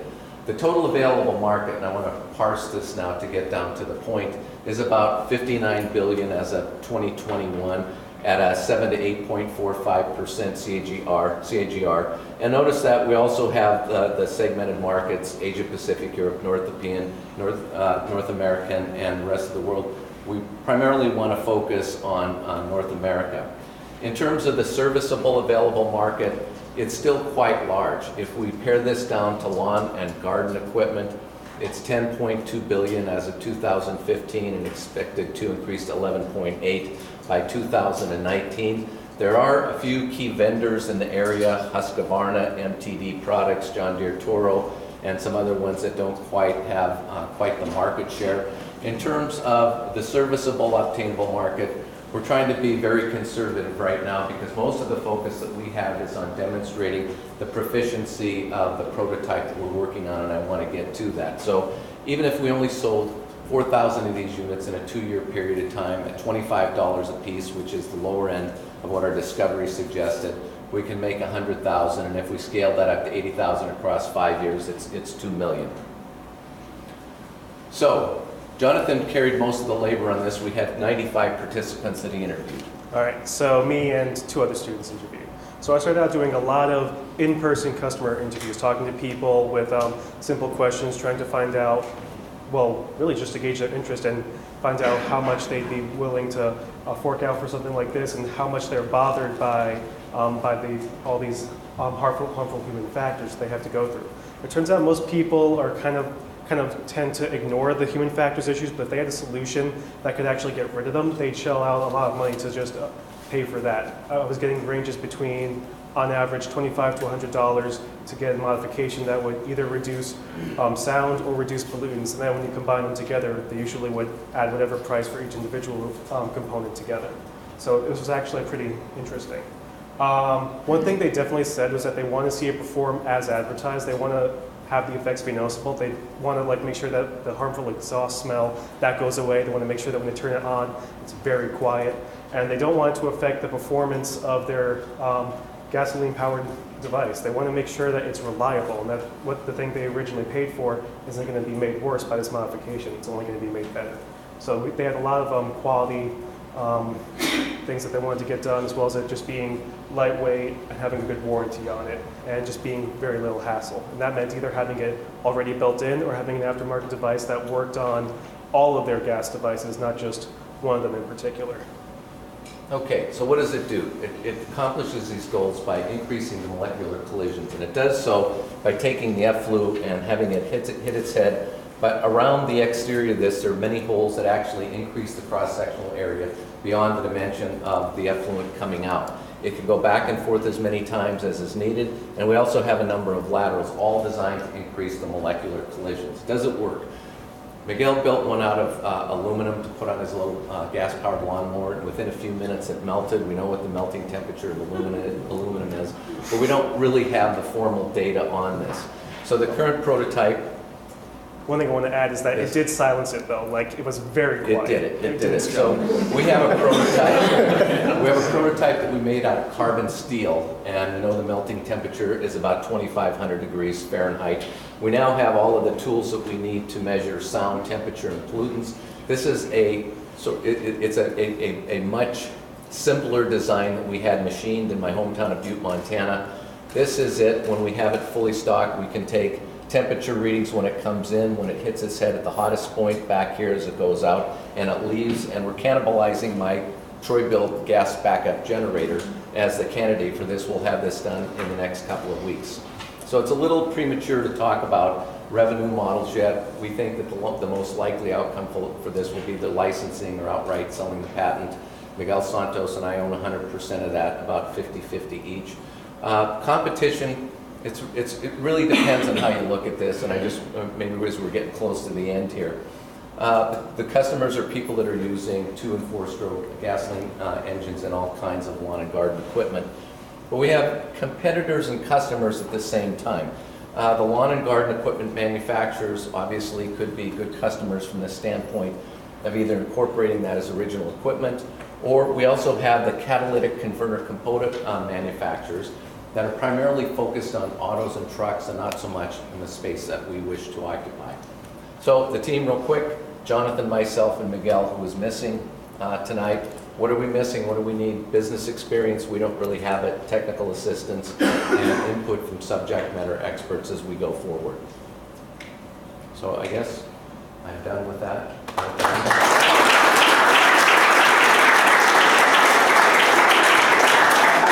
How about a question? Yes. Given your heat problem, have you thought about ceramics rather than metals? Oh, what a great question. Yes, there's a firm in Malibu, California that has a ceramic that almost looks like my wristwatch that doesn't transmit the heat. It's very stable, so when you pair that with, we're trying to decrease the reliance on palladium, platinum, rhodium, and so on. So we don't know if we can get away from it completely, but we think we have a good chance of at least doing the 2 oxidation reactions. I was going to say, there's a firm in Watervliet that can help you. There you go. Great, that's good to know. And a college in Alfred. Yeah, you guys should talk after this. Great. Yeah. How much do they cost? I know you don't have any. Yeah. We're thinking the mic market will bear somewhere between $25, $35. I think after that, particularly for lawn and garden equipment, it's going to be too much. I meant to make. Oh, to make. Well, that's a good question, because with the pig that you saw that we made out of carbon steel, that thing weighs 30 pounds and you could do workouts with it, and it's very expensive to machine. But with the 3D prototyping for ceramics and so on, we think it could be scalable very easily. Right now we're just testing the actual geometry to make sure, and the catalytic wash coat to make sure that it does what it's intended to do before we move on to ceramics. That would be a whole nother manufacturing work to go through. All right, let's give them a hand.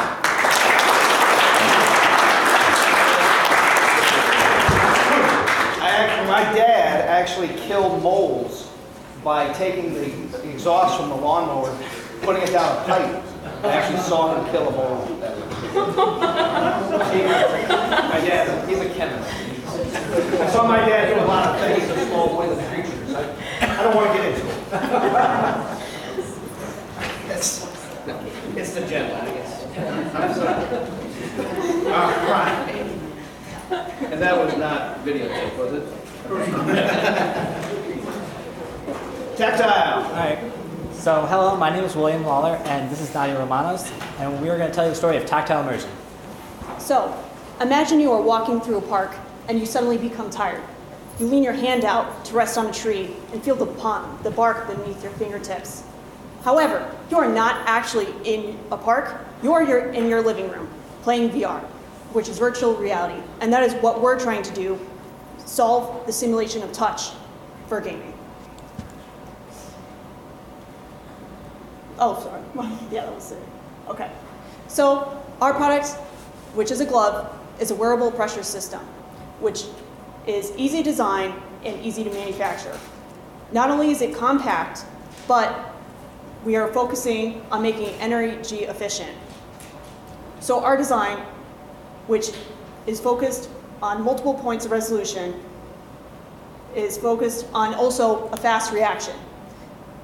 We're having actuators which are minimized on the amount of pressure so that we can, I'm sorry, I'm nervous.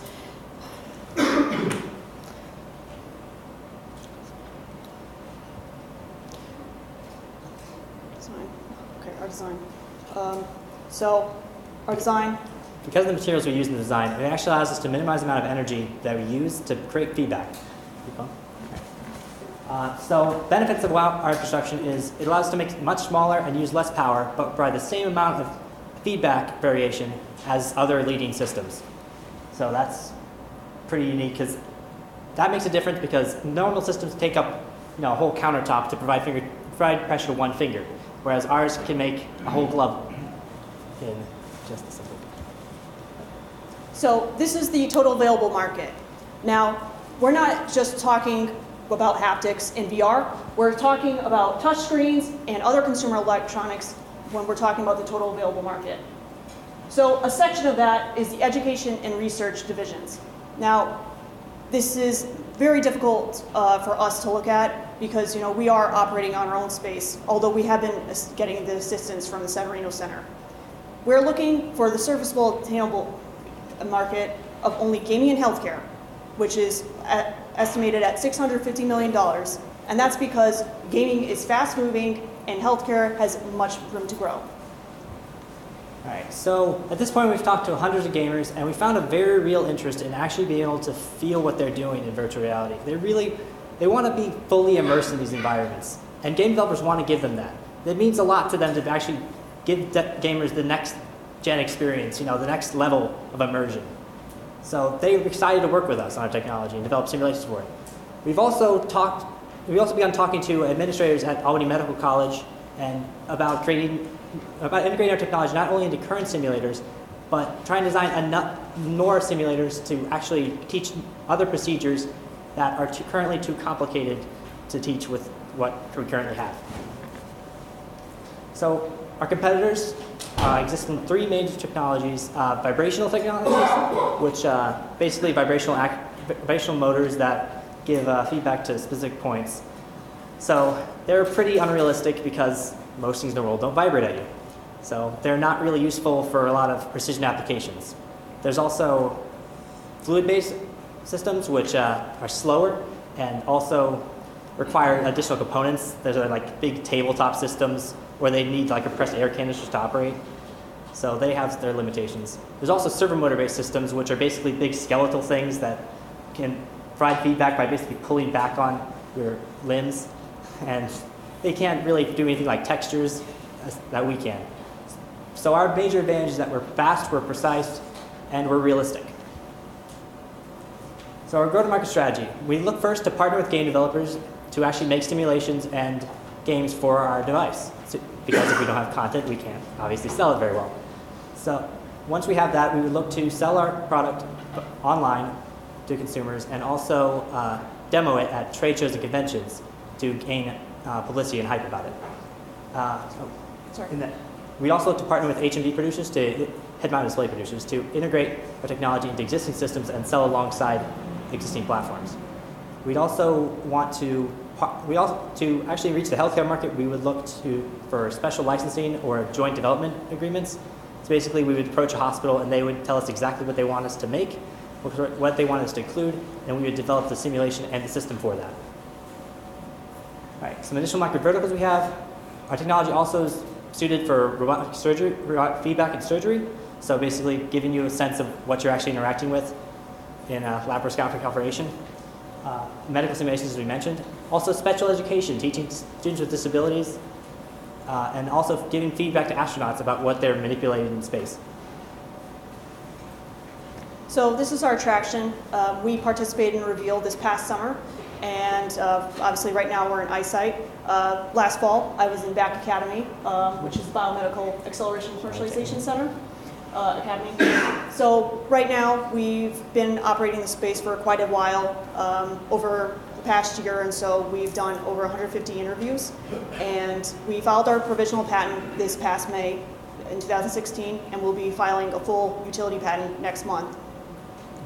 William has been working very extensively on this for approximately 2 years, and we have an MVP model finished, and we're looking to have the MVP.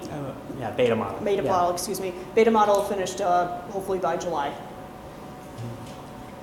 And this is our team. So William is the CEO and founder. I am the COO and co-founder. I also work at the back. And unfortunately, our business mentor, Avin Joshi, and our academic lead, Dr. Lester Gerhart from RPI, could not be here today, but they both wished us the best of luck. And thank you to Clint, who has been helping us even before eyesight, been helping us with our SBIR applications and general business advice. All right, so next steps, like we mentioned, we plan to have a beta release model by June or July, and we would then distribute that to game developers who would begin making content, and about 6 to 7 months later, after they have time to make some games, some content, then we would start releasing our full production model.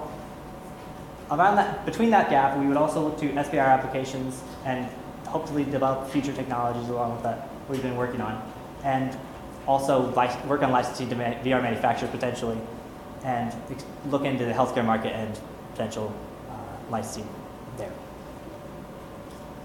So in conclusion, there's a large market for haptic technologies, and the technology that tactile immersion makes really helps to put imagination within your grasp. Thank you.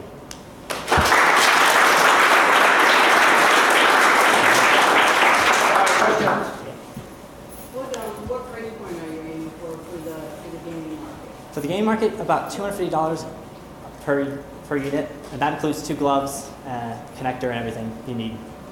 And how far are you away from that right now? What you're in prototype development? Yeah, we currently have working prototypes. They're just we're working towards the beta model right now, like you said. So we do have a platform for programming these as well. Any other quick ones? How much specificity can you feel? All right, so right now the best one we have on our prototype is about 7 points per fingertip, and in between they can also be put together to make different patterns. So does that answer your question? Well, I'm trying to imagine a medical student reaching into a virtual body and feeling a tendon or a vein or the way your fingers do in a real life body. How much of that feedback, realistic feedback, do they get, or is it kind of like the dot making printer where you have this 12 dots and you got ASCII, and then you got 64, you can actually read it. Well, I guess it sort of would be a little bit like ASCII, but as we move forward and continue to work on the prototype, obviously it's gonna get obviously as soon as we get access to manufacturing facilities, things like that, we can vastly improve the system. But currently, we're sort of making ourselves. Yeah. We've been having discussion with Clint about this. about, and also other people, is how many actuators do we want per fingertip? And Yeah. the problem is you have more actuators, but then you're also reducing how many applications it has, because you have actuator. It's also harder to bend your hands. Yeah. And obviously the ones for medical purposes are a lot different than the ones you sell for games. They can afford to be a bit bigger. They can afford a lot more control.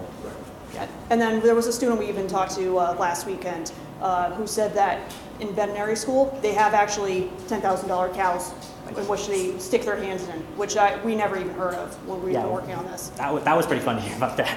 Wow. Okay. Who knew? Who knew? All right, thanks, guys.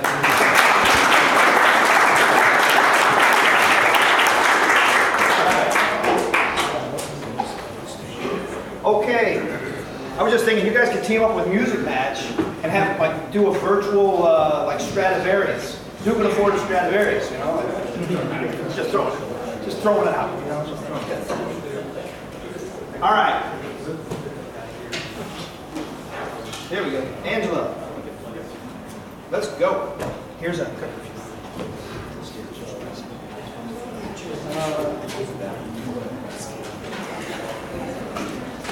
Hi, my name's Angela McNerney, and I founded a company in 2010 that was a regional collaboration of employers in this region to help employers attract and retain talent. We started at RPI in 2009 under a National Science Foundation grant that helped women faculty advance through their professional ranks. And one of the topics that I was particularly interested in was the trailing spouse, the dual career. I couldn't believe it was 21st century and we hadn't figured this out yet. So, our value proposition is that what I did over the course of 6 years is build this consortium and really test it, tweak it, and make a bunch of mistakes. And then I got it to the point where it was financially stable, it had reoccurring revenue, and I transitioned it over to the Center for Economic Growth in last February. So what I want to do now is replicate the model in other economic development organizations. So the value proposition for an economic development organization is that it certainly strengthens relationships between them and their member employers. It also is revenue generating, which is kind of nice. And it is a sustainable model. For employers, what it helps them do is retain talent. It improves their efficiency by which they onboard talent. For instance, we have pre-hire consults where we go in as a third party and work with their valuable candidates to give them kind of the context of the region and also talk to them about how we're going to help their spouse for the next year, should they take the offer. It also decreases costs because they're no longer internally using their own resources to have to support people.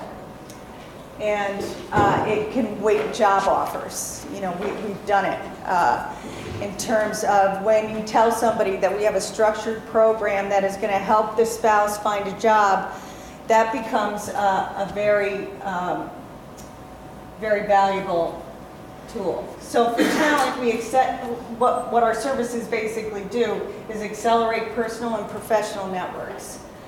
And they become a two-income household faster. And we'll get into why that's a big deal. So meet the Amicas. This is like my favorite family. They were from LA, and Eamon got a job at Skidmore.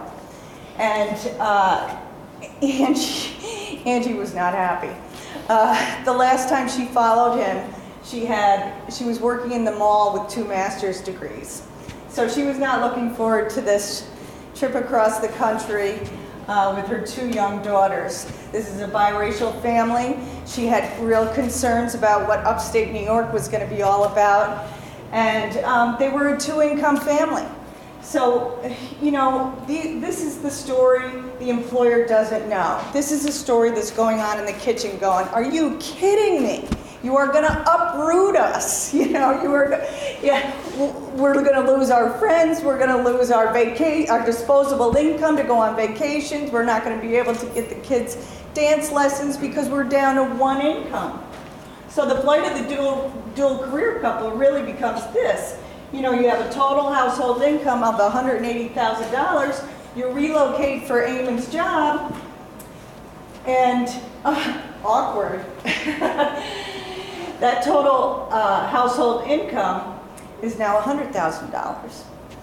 Not that that's a little bit of money, but when you're used to almost double that, it is. So why does this matter to you? Well, according to the Center for American Progress, employers incur a cost of up to 213% of the salary if they lose somebody within the first 3 years after the hire. This is what we know. 78% of millennials are dual career couples. 72% of faculty are partnered with a spouse who works outside the home. Not only that, if you split the 72%, half are academic partners and the other half work in other industries. Corporate studies show that 61% of companies assist with spousal employment. 10 years ago, we never even heard of this. Well, a lot of you probably never heard of this. And economic development corporations, the ones that I canvassed during this program, report a major pain point for the employers is talent attraction and retention. So how do these Connect services work? The employers refer candidates or new hires to the Economic Development Corporation that is offering these services. And the services are basically this. We have a consortium of employers who commit to high-level, face-to-face interviews, informational interviews with spouses. So these are leaders in the spouse's discipline that they're given the ability to talk about the context of their CV with somebody. It is not a job interview, it is professional networking on steroids.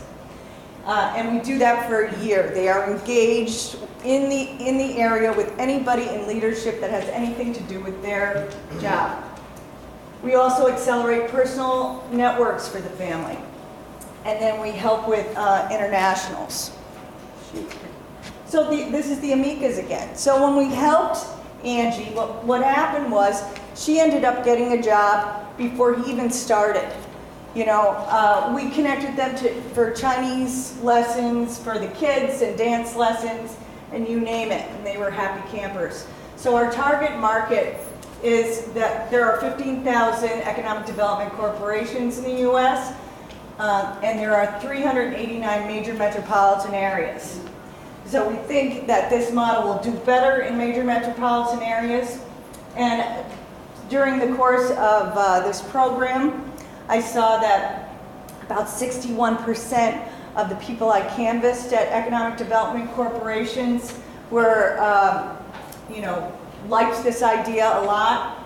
And so that ends up being 237 would be our serviceable, attainable market. And the revenue models are just general assumptions, I really, because I'm just starting out, these are, well, they're general assumptions, In terms of the fees, it would be $50,000 per region, 5% reoccurring revenue, and then if they're staggered payments, the reoccurring revenue goes up. So the roadmap is that right now I'm going to continue to prospect. I hope to, in 6 months, sign a contract. In 18 months, I'd like to have at least 8 contracts underway, have hired some staff. And within 2 years, I want to build a universal CRM that all the Connect programs can use. Marketing and sales strategies. Existing program, CEG offers this. It's been offering it for a year and they love it. Speaking engagements, continue customer discovery, sponsor booth at conferences. And then why will they bite?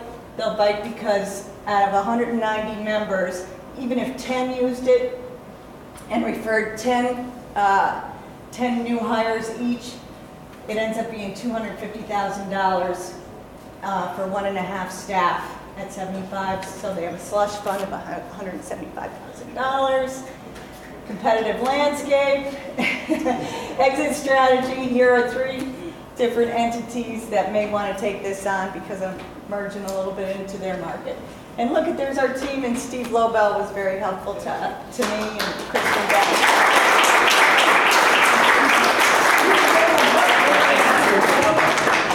All right. Yeah, you guys can hit her after her, okay? We got to keep on pace. Keep it rolling. Okay.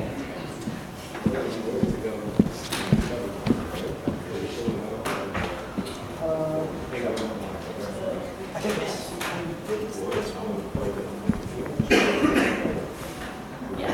All right. Theratrim. Hi, so I'm Shireen. This is my partner Kristen. Our product is Theratrim. So there are over 3 million people in the world living with Parkinson's disease.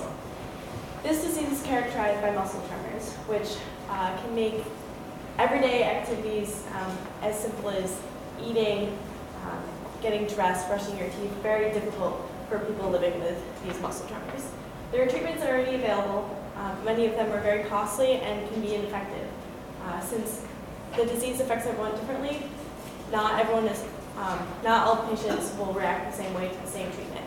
This makes it very difficult for physicians to determine the best route for treatment. The characteristic on and off times of the disease also make it very challenging for physicians to determine the best dosage and timing for the treatment. So our team is working to develop a solution for this called the Theratrim. Our device will consist of 2 subsystems, a pump and a gyroscopic bracelet. The bracelet will collect data on the severity and frequency of the muscle tremors in patients and analyze that data to determine when a muscle tremor is happening. Once it's established that a tremor is occurring, it will send a message to the pump telling it to deliver a bolus dose of medication. In addition to this, the pump will be delivering a basal dose and to provide a constant relief to the patient. Okay, so here are some of our competitors. The main ones are oral pharmaceuticals and continuous infusion. So with oral pharmaceuticals, like Kristen said, Parkinson's is characterized by on and off periods. So when you're seeing your doctor is not necessarily when you're experiencing the worst of your symptoms. Often it's the exact opposite. You'll go when it's easiest for you to go. So even with quantitative assessments like a motor assessment, you're not necessarily getting the right data for a physician to assess how bad your symptoms are and how you're responding to treatment. And then with continuous infusion, like Duopa, it's an intestinal gel. So there's a catheter that's surgically inserted into the patient, and that's just a continuous infusion of medication. So with our product, it would be subcutaneous, and it would also be combined with a data collection system. So we hope to combine data from the bracelet with the delivery system to get patients medication when they need it. So it's personalized, automatic, constant treatment. So our total available market looks at the market for Parkinson's treatments globally. Our serviceable available market looks just within the US. And for our obtainable market, we look at within the US with people who can afford our treatment, so people who have a health insurance, people who would be a good candidate for our product, so someone who has a hand tremor, and with people who would be likely to use our product, which about 50% of people said that they would be really interested in using a product like ours. So our cost of production, these are just kind of guesses at this point, but educated guesses. So we're thinking about $5,500 per unit, and that's not just the cost of the product itself, but also sales teams, because those are going to be really important to our business model. And then cost to consumers would be about $8,000. And when we're looking at our customer segments, although our end user is going to be the patient, the physicians are also really important in determining whether or not we can get our product to the customer. And the insurance companies are often going to be the ones footing the bill. So we also consider them in our market validation. So how are we actually going to get sales? Like Shireen said, our main customer segments are physicians and the insurance companies. So the best way to reach these people is with sales representatives going out and actually talking to people, and then also attending medical conferences to show people our device and get the word out. When trying to reach patients and caretakers, we looked at doing online advertisements, as well as sending our sales reps to talk to support groups and other advocacy groups, and then finally just doctor recommendations. So these are all mostly word of mouth, which is what we're trying to focus on. And now what everyone wants to hear about, how much are we going to sell and how much money are we going to be making? So when looking at our projected sales, we took into account our obtainable market and estimated that we would be able to reach that market in about 5 years. So based on that, we should see a pretty large increase every year in our sales up until year 5. After that, we anticipate to see a little bit of a taper in our sales because the product will last for 5 or so years. However, we do expect to see recurring sales because they will have to be replaced eventually. And then our projected revenues follows about the same trend line with the increases up until our 5-year mark when we hit our obtainable market, and then tapering off a little bit but still increasing after that. So over the past few months, my team has conducted about 30 or so interviews with patients, physicians, and caretakers, which helped us validate our market as well as narrowing down our customer segments and our value proposition. We've also began to expand our team with the hiring of a software engineer for our prototyping, and we've started to network a little bit and build with the hopes to build partnerships with pharmaceutical companies such as Neuroderm around the cutting edge of pharmaceutical treatments. We are also continuing right now to work on our prototype, and we are hoping to finish our operation design for scaling up our manufacturing. And then our long-term goals are gaining FDA approval with the 510(k) process for Class 2 devices and obtaining other funding to continue development. So like Kristen said, we are looking to continue prototyping and testing, looking to continue market validation, customer discovery, and then the 510(k) approval process. Because ours is a Class 2 medical device, it will need to be not FDA approved, but no, it has to be like cleared, FDA clearance, not approval before it goes to market. All right, and this is our team. So Shreen and I are seniors at RPI studying mechanical engineering. And then we just want to give a shout out to our academic lead, Professor Ghosh, who's been with us since the beginning of this project this past fall. And then Paul Pagnosi, our business mentor in Daring Rising, our software developer who joined us this spring. So yeah, thank you, and does anyone have any questions?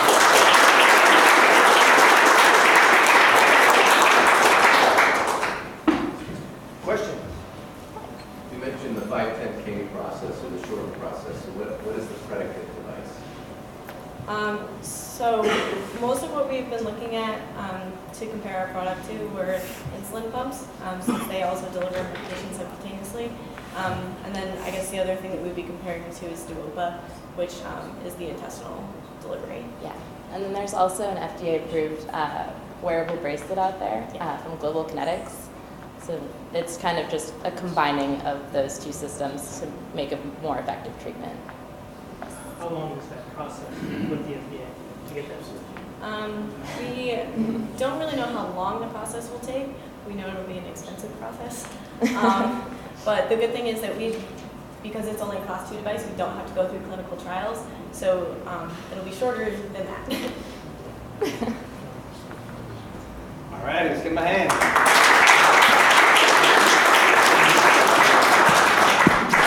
Okay. And next up is Corey.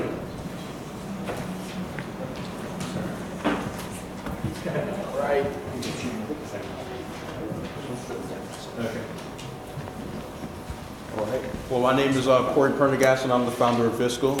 And I came up with the idea of Viscal when I was contacting a financial aid department, and I had to go through this confusing interactive voice and response menu. You know, you always have to press 1, press 2, and every time you press a button, you're always getting put to the wrong department, and you get through the whole entire maze of the system, and it's just so confusing. And I sat in there and I thought to myself, and I was saying, why isn't this presented in a visual manner for us to be able to see? And so that's why I came up with Visco. So our current problem is frustrating, you know, calling a business. As you can see on the guy's page, we got long maze-like audible call menus. We have lack of communication options between the call and the business. We're limited to voice communications right now. When we're in the 21st century, we have smartphones, we have video, we have you know, other text communication options. Lack of self-service tools. You call a business, you always have to be able to speak to someone, or you always have to download a separate app and fill up your phone with various apps in order to be able to serve yourself, or you know, you have to speak to someone. Long hold times. And so I noticed that there is a need for a omni-channel communications platform. Omni-channel communications platform meaning video, text, screen sharing, audio recording, all into one system. And that's why I came up with Visco. So our customers who are our customers, or the people in which we're targeting right now, customers contacting a business, business contacting another business. You may be calling, I guess, FAFSA, or you may be calling Comcast or whatnot. You have to go to these long audible menus. You have to go to the website. You have to go to the app. These are all different platforms. None of them are on one single platform. So these are the people who are frustrated and really, you know, are looking for that. So our solutions is visual IVR interactive voice response menu. Instead of press 1, press 2, press 3, everything now has the ability with the middleware and the technology that is available today to visualize these long audible menus for persons calling a business to be able to easily navigate and get to the business in which they need to, or get to the self-service tools in which they would like to use to service themselves. Video chat, text chat, screen sharing with the customer service rep on the other end of the line will help solve customer issues much better. So instead of you calling a business and you having to log on to your online account for you to see what they're seeing, now you can see what they're seeing right there on your phone. These technologies are available, and this is what we're tapping into. SMS text IVR menus, this has never been done before. That's something that we're doing right now, and I'm going to speak to you further about that. Instead of having to call a business and go through the IVR menus, now you have a text menu in the form of an SMS, so you can go through on your own without having to pick up the phone and dial and go through those long menus. And we will be hosting the communications software on our Visco servers to communicate with the CRM software that's available today. So as you can see here, whether you go to a website or whether you call Bank of America, anybody in here has ever like called a bank before or gone on a website before? Anybody? Right, raise a hand. Everybody called any business before? So you're all just tapping into the same cloud-based customer service relations management, you know, database in which they have. It's all the same exact thing. All it is different channels of getting there. So what we're offering is a unified communications channel that taps into the customer service software tools that are there, the developer tools in which they've offered to us, Avaya, Cisco, Trapo, in which a lot of these businesses pretty much have their telecommunications and customer service software centers built upon. Rensselaer, for example, is now shifting over their entire telephone system to Cisco, and we actually have a Cisco network on hand at Rensselaer Polytechnic, helping to manage that transition. A lot of the customer relations management software, as you can see right now, is moving from brick and mortar where the businesses are at right now to the cloud. So instead of having to go out and install software directly onto, say, a school or say to a business runs has a customer service center, now it's all being hosted on the cloud. We call it cloud-based unified communications management. And with that, Visco now does not have to go to each individual brick and mortar site. All we have to do is contact the customer relations software providers such as Cisco and Avaya and get access to those profiles based off the permissions in which we get from the businesses in which we wish to do business with. So, technology middleware. As you can see here, Visco is on the top, and we use our middleware such as Telestacks, in which we've been working with lately in order to tap into the current telecommunication systems in which are there. Avaya, as you can see, Tata Communications, which has just moved their customer service relations management software to the cloud. Recently came back from Enterprise Connect. It's a telecommunications conference, and just about everybody is moving to the cloud. It's more efficient. It takes the hands-off, issue away from the business owner and puts it onto the software providers themselves to have to deal with it. So less face-to-face interaction with that software that's there. Say Rensselaer, they don't have to deal with that anymore. Now that's all on the hands of Cisco. And then afterwards, you were able to communicate there with the business. So we have WebRTC-like communications platform built within our app. So we have video, voice, audio, screen sharing. We also have audio recording built in. So now you have, for example, a broker calling the broker exchange to make a trade. A lot of those calls now have to be recorded due to the SEC regulations. So with that being put in place, an app such as Visco right now is able to bridge that gap and be able to record phone calls for SEC regulation reasons and things of that sort. So that's one of the many benefits of our app. We tap into, like I've stated here, different CRM cloud-based software providers such as Avaya.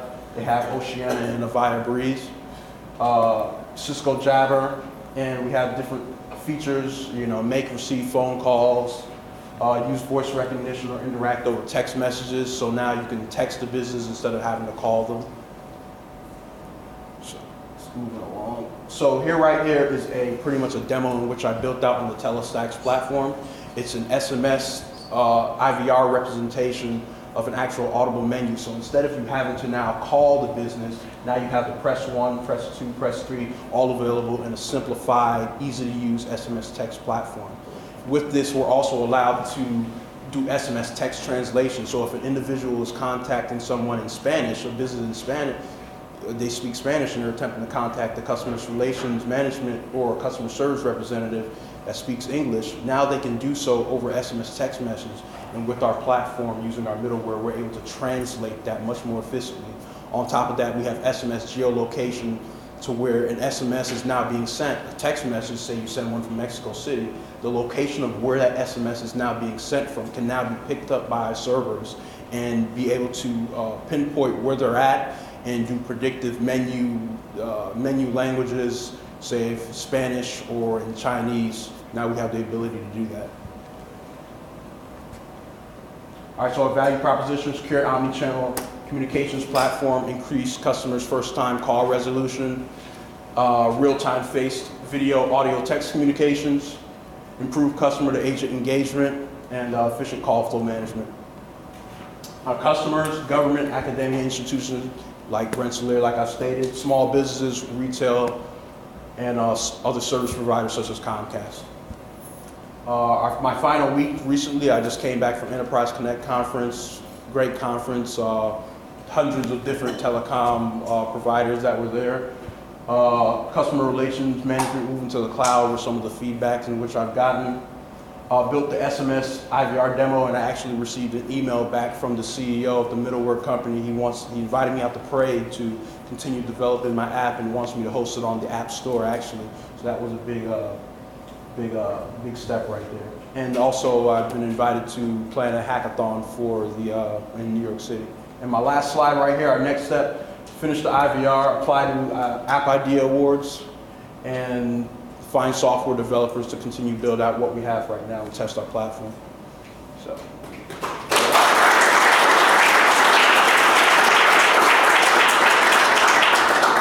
One quick question for Corey, anybody? Thank you. I can't wait till it comes real, man. I'll use that. All righty, that was it. What I'd like to do is thank all of our guests for coming. Hopefully you got a lot out of this, because I love this stuff. Like, I love it. I don't know if you can tell, but like just the diversity and, like I said, the water cooler conversations, cross-pollination. To me, it's freaking beautiful. I love this, And these guys, I think, I saw you today. Like, you came in, it's like these eggs, and now I feel like I'm like throwing the doves into the air and like watching them. Maybe it's just me. That's maybe it's a jet lag. I don't know. Anyway, it's been my pleasure being your instructor for this. I love it. So it's good. And I have certificates for you guys to show that you actually completed the torture, okay? So come up afterwards. Everybody else, thank you, and do a little water cooler conversation with the teams. They may need your help. Encourage them to apply to the national program, please. And I'd like to encourage everybody to apply for the national program. It just came to me.